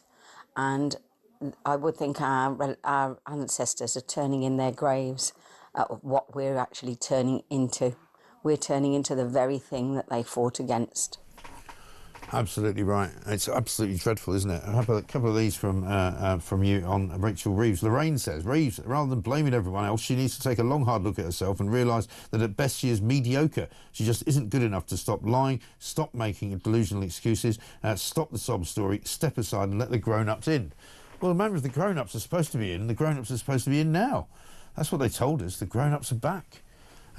Susan in Cambridge says she is so much of an embarrassment to any professional woman and so useless. And Dorothy in Lancashire says, Rachel Reeves, what on earth is she harping on about, bigging herself up as a woman, being Chancellor? A little reminder to her, we had one of the best Prime Ministers this country has had in Margaret Thatcher. I don't recall her ever talking about being a woman. She was in a completely different class to Reeves. Thatcher was superb, had more guts than the majority of politicians today put together. Reeves is appalling at her job, along with the rest of the government. It is dire. It really is, isn't it? I mean, it doesn't get any better either. I mean, as the days go by and the weeks go by, things just get worse. Gaz in Sheffield says, morning, Mike. The next Invictus Games are scheduled for Birmingham in 2027 and will include many ex-squaddies who served and were wounded in both Iraq and Afghanistan, with thousands of ex and serving soldiers there to support them. Will Birmingham police look to have these people banned from attending because they might upset the local community? It's a good question. Let's hope that Keir Starmer actually gets his act together and goes to the West Midlands and says to the police, you do not do this. This is not what you do, right? That's what he needs to do. 9:52.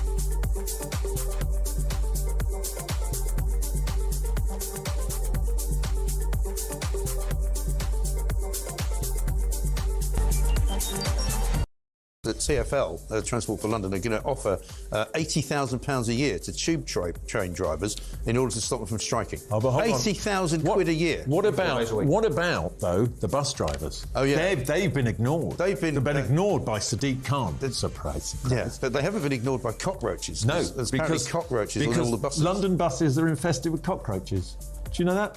Oh, you've never been on a bus, have you? But no. Yeah, one crawled into a man's soft drink whilst he was. Yeah.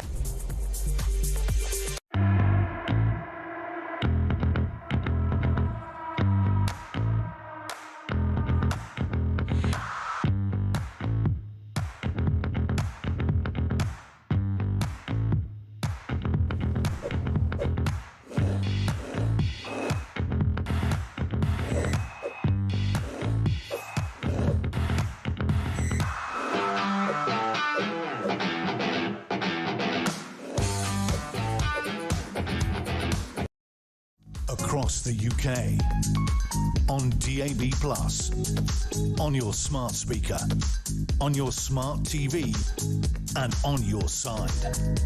This is Talk. Welcome back to Morning Glory. I'm Mike Graham. It's 9:56. Julie Hartley-Brewer will be here very shortly to tell us what's coming up on her show. She's with you all the way through from 10 until 1. Of course, we'll be back at 6 tomorrow. We've got a huge internet outage going on at the moment, by the way. So if you're wondering why you can't get onto your banking app, but you can't get onto Snapchat, whatever it is, apparently Amazon's knocked out Vodafone, Lloyds Bank, Halifax, Bank of Scotland, Snapchat, dozens of websites. We've been told as well by one of my listeners that HMRC is also down. So it's all going a bit wrong. Lots of online gaming is out as well. Nobody knows why. Might be something to do with the weather. I'm looking out. It looks like the end of the world. You know, I mean, who can say? But it's not great news, is it, if you're relying on digital ID to get you through the day? Never mind. Because here, while you're waiting for the internet to come back, you've got the chance to win up to £100,000. Listen up, it's our biggest cash prize yet, and we're going all out. That's right, a massive £100,000, completely tax-free, and it could be yours if you're the lucky winner who gets picked to come to London on the 13th of November. That's 2025, so next month, for a chance to win that huge cash prize. Listen up to find out how to enter. 18 plus UK excluding Northern Ireland. For a chance to win, text the word money to 83338 and you're in the draw. Text costs £2 plus one standard network rate message. You must have the bill payer's permission, or you can enter for free by calling 0330 880 3338. All entries must be received by the 6th of November at 4 p.m. This is a TalkSport Limited promotion run on TalkSport, Talk and Virgin Radio UK stations. Full terms and conditions at talksport.com. And there you go. Carl has got a voice note for us on the internet outage. Hiya, Mike. Great show, mate. This is Carl from Liverpool. What a great time to bring in digital ID while they're pushing that on everyone. All them businesses you've just reeled off, and banks and everything, all having outages on the internet, and all the hacking scandals that are all going on. And they expect us to just sign up for this digital ID. All right, yeah. Tell us another one. Yeah, well, this is one of the things that we all said. You know, one of the biggest problems with having this digital ID is that they won't be able to make it work. I mean, today, if you're trying to get onto Amazon, Vodafone, Lloyds Bank, Halifax, Bank of Scotland, Snapchat, HMRC apparently is down. Julie Hartley-Brewer here. Very good morning. We're not down. We're going. We're still going. Yeah, it's called radio. You know, just wind it up. You know, watch it. You have TV. You can watch it. Oh, it is that digital ID thing. They're still going to push ahead with it. That said, if you're a director of a company, as I am, right. You've had to sign into that, and that apparently is the start of it. And I just thought, I'm legally required to do that, so I did it. And, as soon as I'd done it, I found out that it was something that